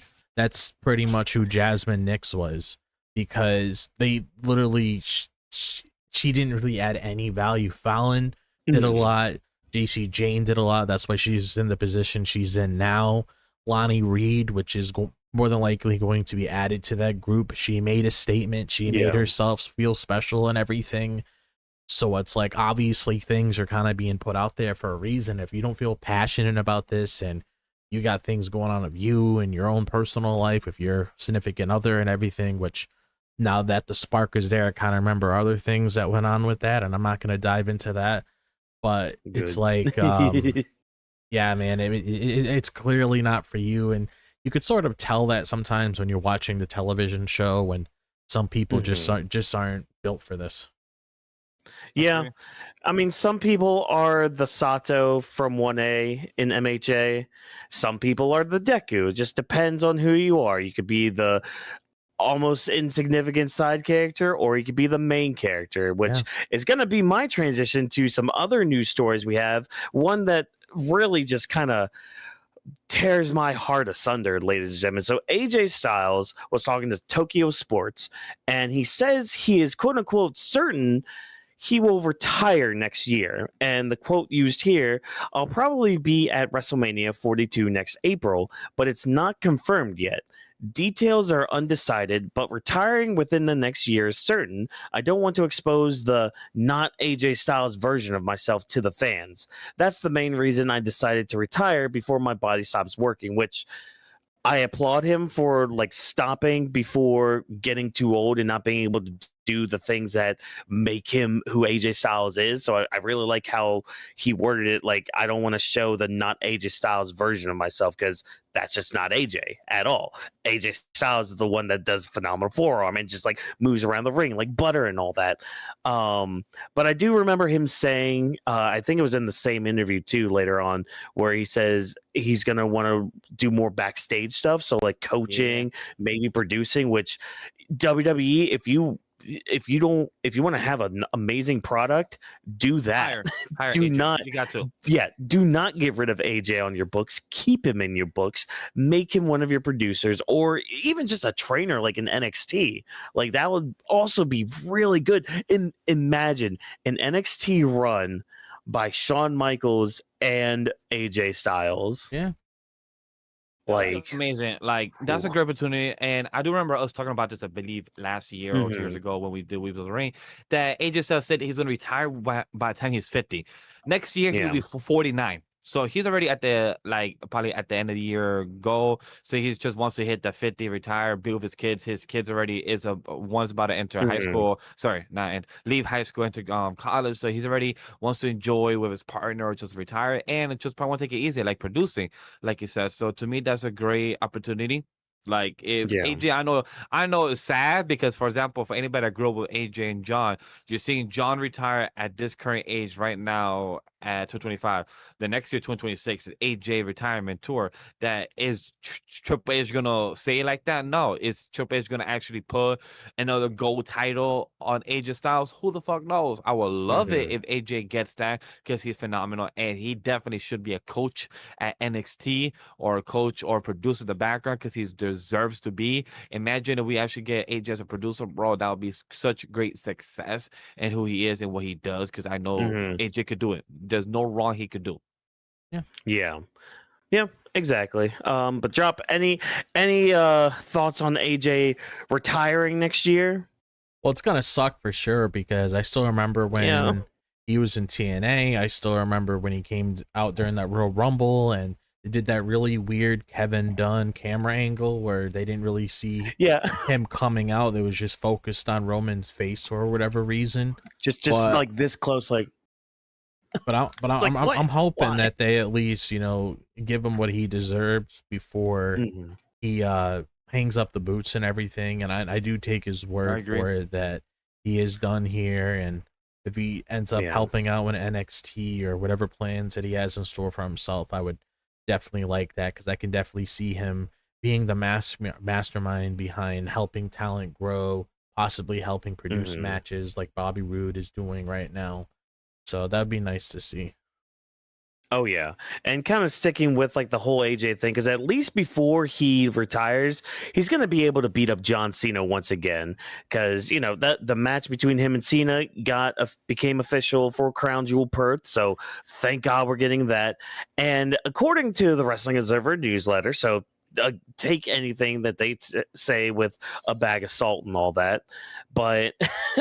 Apparently, WWE reportedly booked the Cena versus Styles match for Crown Jewel via social media to make fans feel that their voice was being heard and that they were responsible for a match that, quote unquote, wasn't planned. So I really don't know how to take this. Part of me just wants to be like, okay, this is just, it might be WWE just being like, oh yeah, we're working the crowds and all that stuff, but like. I believe in the same interview that I had mentioned that AJ was on, he didn't even know this match was going to happen until that day, like of John going on Twitter and all that. I feel like people are trying to, not people. I feel like the company WWE are trying to save themselves, like for looking like the backlash. Because even AJ during Monday Night Raw, he gave a promo, but not really a promo about the match. He gave like, thank you for getting me in the match. I'm excited. Can't wait to wrestle John. Let's get up for a tag team match, Dragon Lee. Let's go. And I'm like, my guy, but where's like, I know, chat. I know we might get it this Monday because the PoE is on the 11th and Monday. Hopefully tomorrow. Yeah. Hopefully tomorrow we get something. Yeah, tomorrow. Wait, no, because AJ is part of Raw. Oh, they could do something with Cena, maybe a video.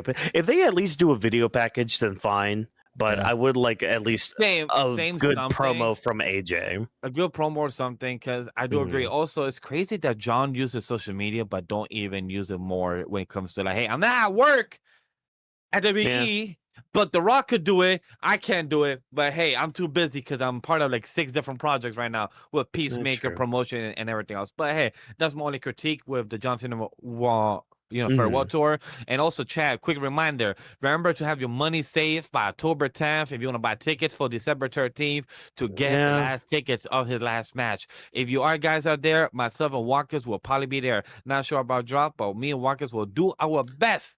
Well, Our best to be there. you'll Yeah. probably have more luck up there. Yeah. You might have more luck. I'll up there. definitely cover the show that night. Yeah, because I mean, looking at the prices that they have for John, I mean, that's the crazy part. Freaking fifth row. No, that's not the crazy one. The TV side ringside, and I'm reading this from WWE. The TV side ringside package for row 1, like the front row, $11,000. Yeah. Let's see if we can sponsor the next 3 months, or maybe go for hey, we're gonna travel down there. Yeah. Okay, just give us free tickets. We would love to be there. WWE. We would love to experience the last Mhm. event for John Cena cover. Me and Walker Now- do a vlog, and Mhm. Drop could do the cover at home. That's a possibility. Or right there is New York down here as well.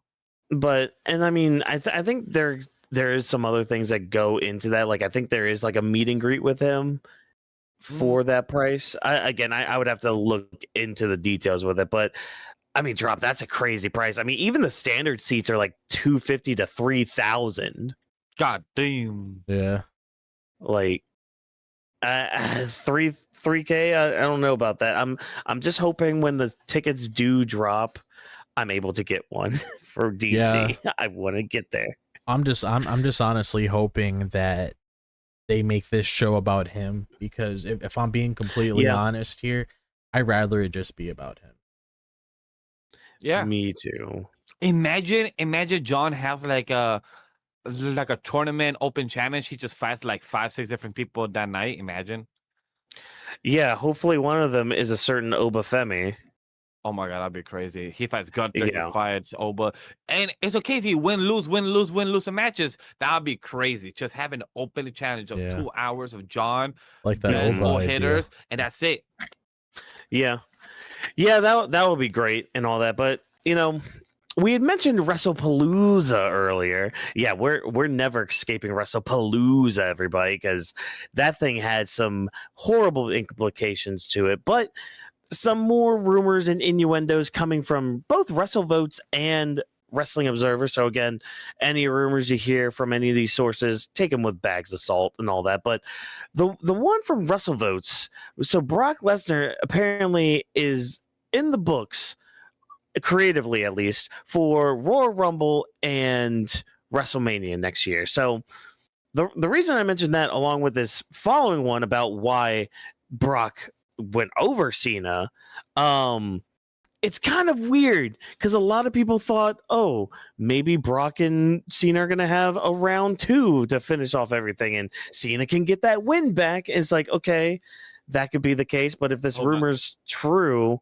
then Brock's not going to be here till the Royal Rumble. Well, why did Brock win against Cena in the first place? Well, that brings us to the good old Wrestling Observer side of things, where good old Meltsy Boy and all them. So Brock Lesnar beating John Cena was, quote unquote, all about making Lesnar as strong as possible. They are spending a ton to get Lesnar, and the idea is to make him a monster. Keep that in mind. Make him a monster and have someone slay the monster. Chat. Wouldn't that person be John Cena, the guy that's in the old time? Well, no. It's not even that. It's not even that. But you are close. You are close. Okay, you are okay. close. Chat. WWE. Drop Vash. How many times does somebody have to slay Brock Lesnar? Apparently How many not times do people have to slay the Beast? as much as you gotta go after Millennia and Elden Ring, apparently.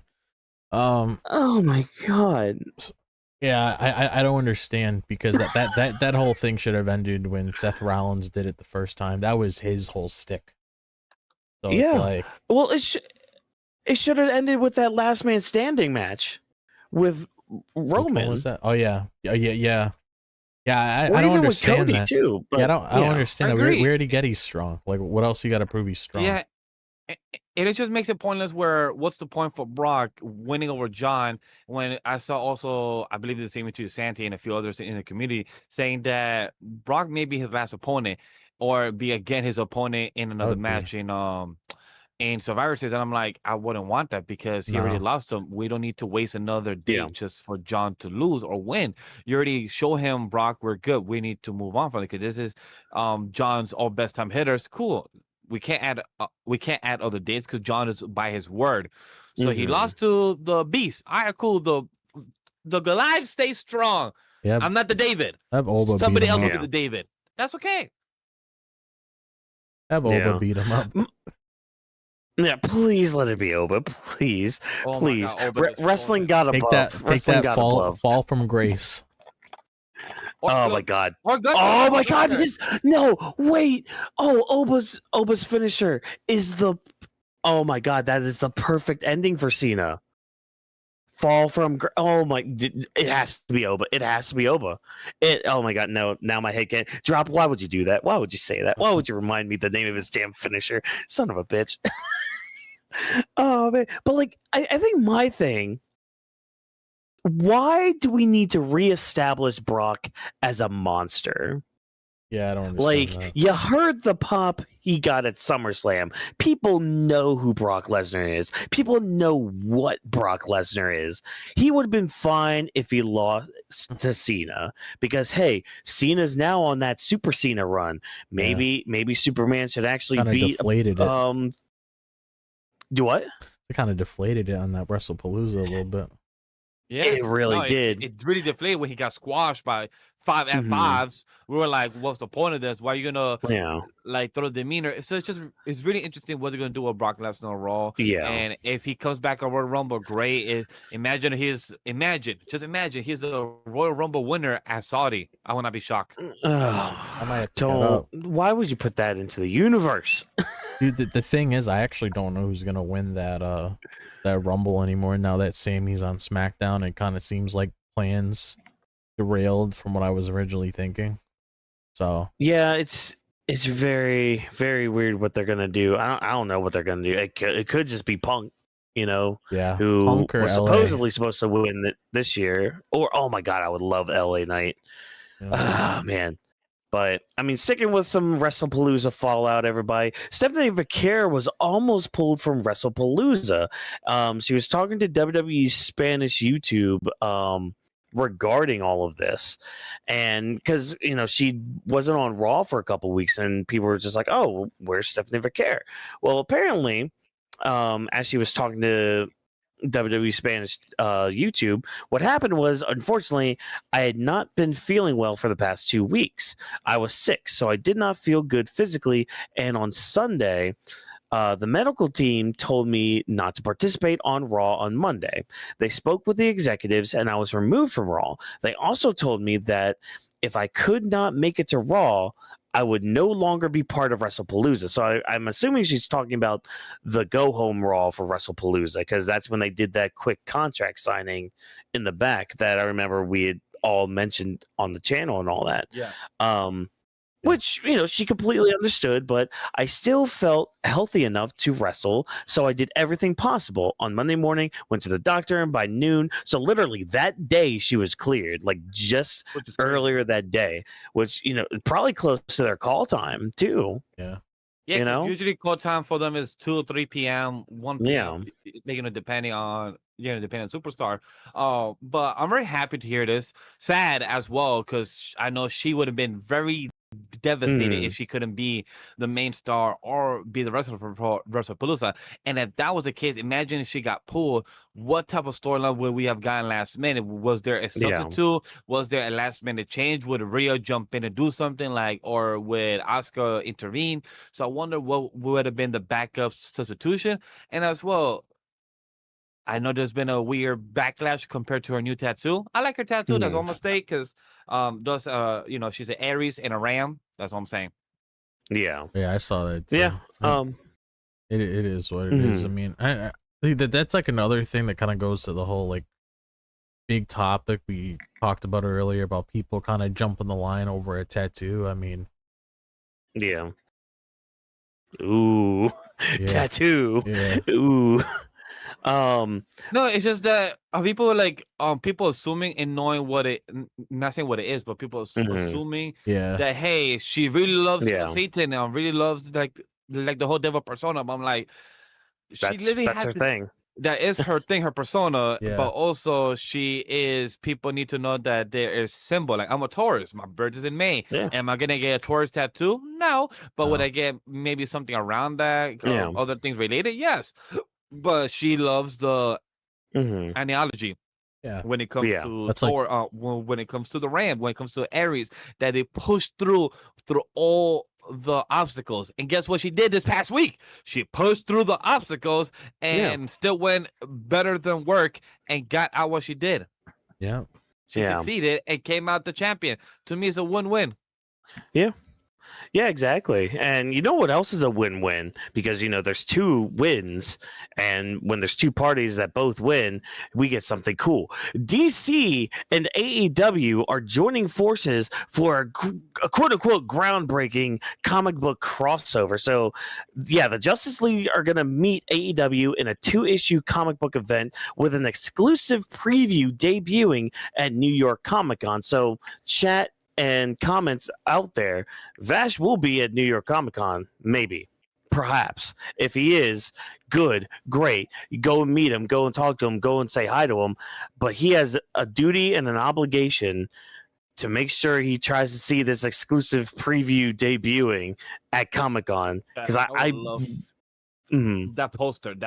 I'm just staring at it right now. Oh, yeah. Nightwing, which I'm also questioning. Why do we have Green Lantern? Fucking not Hal Jordan. Guy Gardner. Like, why do we have Guy of all people? Like, can I have at least John Stewart? But I know why we have Guy Gardner because he's the one from the movie. That's why we have Hogger and everything. But just to see Batman, which is the comic book version of the Ultimate Batman right now, current run is going. Highly recommend everybody read it. Great issue right now going on with Tim Drake and everything.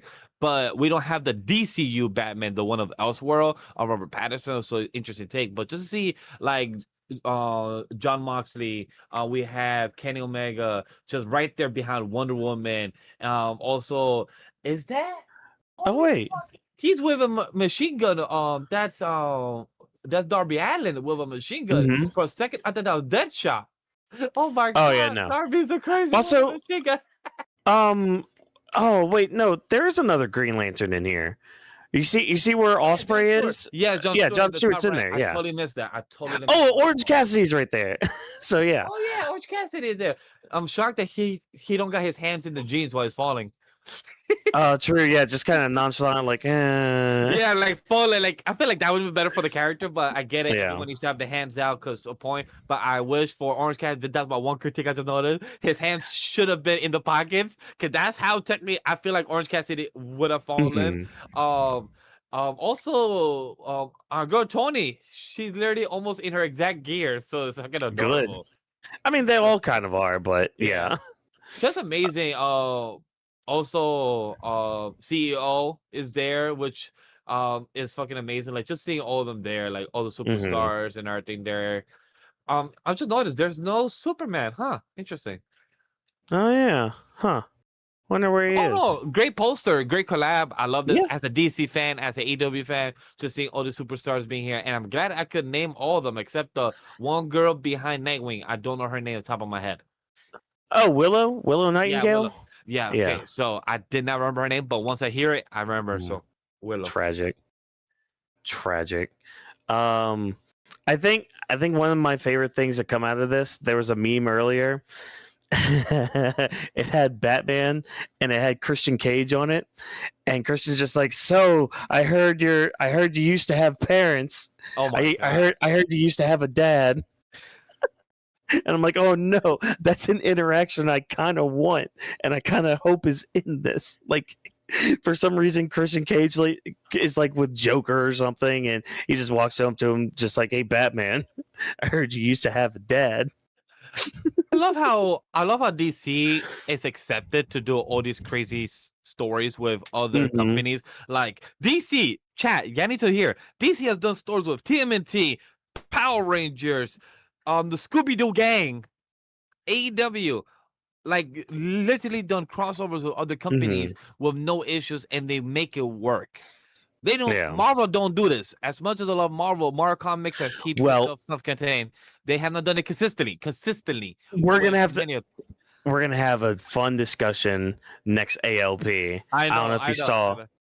I know. I'm just like, what? Consistently. Yeah. They haven't done much until recently, which I know the one you're talking about. I'm gonna look. I think we posted it. One of us posted it in the Marvel. Yeah, I've been posting a lot of things on our Discord, which, if you want to join the Discord, links down below. We have fun discussions, fun threads, all that wonderful stuff. But Drop, did you have any comments regarding this DC crossover with AEW? I'm really hoping we see more things like this in the future, because it's nice to have like AEW do a crossover with DC like this, because it's not typically something you would imagine a wrestling company doing with DC. So that's really cool. Oh yeah, I'm looking forward to it.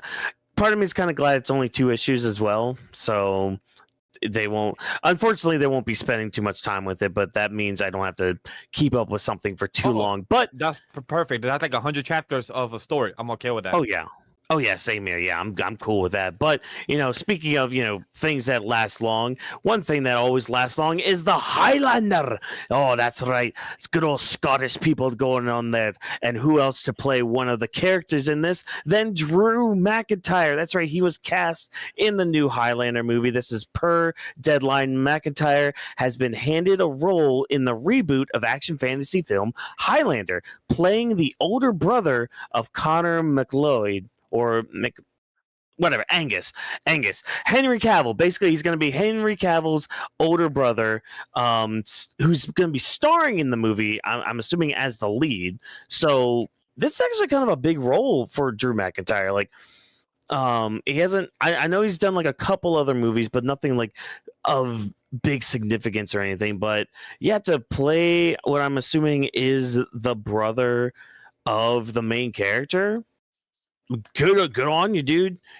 I'm looking forward to it. I can't wait to see it whenever it comes to movie theaters. What about you guys? As somebody who mistakenly said that my boy Edge, Adam Copeland, got also casted in this, I totally was wrong. I confused a tall white guy with long hair with another tall Scottish guy with long hair. See how it is. Well, technically Edge had long hair, but he got short hair now. But either way, congrats to Drew McIntyre, because the 2 things. One, like Whawkins said, big role. You are co-leading most likely, or even being a supporting cast member for Henry Cavill. That's a big role either way. And I know Drew McIntyre gives a lot of the blessings and thank you to Dave Bautista, because Dave Bautista gave one of the opportunities to Drew McIntyre a couple of years to play in the role. I think Cabin in the Woods, I believe, was one of the movies that Dave and Drew McIntyre was in. And that's just that has helped Drew to just continue on his roles and still work. Like, hey, Drew's succeeding very well in his WWE career, but he's also able to get other roles with this. So we know that Drew may take a break in the next couple months and be gone for a good 6 weeks to 3 months max because of him being a co-star with Henry Cavill. So congrats to him. I'm excited to watch the new Highlander movie or reboot or sequel or whatever version of this movie will be, but I'm here for it, to see Henry Cavill and also Drew McIntyre. Drop any thoughts? Cool beans. Coolest of beans. And as we wrap up our show here, I'm just gonna ask the boys something really quick, guys. How awesome would it be? How cool would it be if The Rock was the president of the United States? I'm not shocked because we had not Sylvester Stallone. What's his name? The Terminator. Arnold Schwarzenegger. Yes. Arnold Schwarzenegger. Arnold Schwarzenegger was the person in Florida, I believe. the senators. So like when actors, celebrities go into the political side, not shocked when they're in their tenure of the acting or career of athleticism, and then they go into something more political or something more helping their state. The Rock, he's a people person. If you know the DC stuff, if you know how he runs, he's a talker. He's a talker at the end of the day. I can't wait to see his movie Smashing Machine with Wifey in the next couple of weeks. I'm excited to see that because this is one role that he's been very pushing and he's been very publicizing Jimmy Fallon. He was recently in everything, so I'm very excited to see this. However, The Rock as president, it depends when it happens. It depends on he's actually a guy, but people need to remember they're just a public figure, but that's a whole different conversation for us to get into. Yeah. Yeah. And that was mainly just him because he was talking to Variety this week, everybody. I love how he just says, I love what I do. I love storytelling, but yeah, we'll see. So it's not like he's giving a direct answer, but the fact that he's just like, I love storytelling when asked, oh, are you going to run for president? It's just like, okay, life is a story. It's all. I mean, I guess technically yes, but I don't know. It's just weird that he kind of put it like that. But drop any comments on possibly The Rock becoming president? I mean, that'd be interesting for sure. Just to seeing how the just to see him in like, I can only imagine it in the top of my head when he actually gets to the closing point where it's him against some other guy and he's in a debate. There's kind of a part of me that wants to see that because he would own that. Here. He would own that. Have the perfect line. Have the perfect line. Now just remember, the hierarchy of the president candidates have changed. Now that I have entered the preliminaries. If you guys know that reference, he has literally said that 3 times when he promoted his Black Adam film and when he thought Black Adam was going to take or change the hierarchy in the Justice League or in the DC universe. And I want him to use that. If he actually becomes president, I want him to enter and start saying the hierarchy of the presidential candidates have changed and real force have entered. Yeah. See, that's not even the kicker. When it was because it was around the time Elizabeth, the Queen of England, died, and just like R.I.P. Queen of England, she won't be able to watch Black Adam. Yeah, I'm just like, remember that. I mean, the balls to promote your movie. Okay, great, cool, neat, awesome, but don't lie. When that day happened, I was about to make a similar tweet, but Corey tweeted him saying that rest in peace, Queen. You won't be able to watch Anime Lately podcast. That poor queen. She's not here to witness Weebs of the Ring. But hey, you guys were, because you just got to the end of the live stream, end of the VOD if you're watching this. So, kudos to you. You made it all the way through. It's been a long episode, I know. But hey, we had a lot of good conversations. A lot of fun was had tonight. Drop, do you have any final words for the audience as we close out tonight?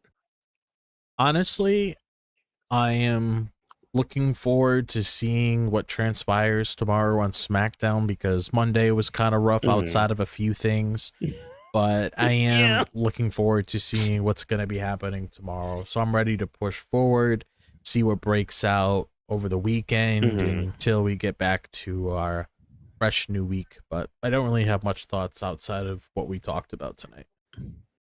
Word. And Vash, you're contractually obligated to give your outro as you give wonderful, fun plugs for everywhere that people can watch us, find us, talk to us, interact with us. Hey, go ahead and fill out your contract.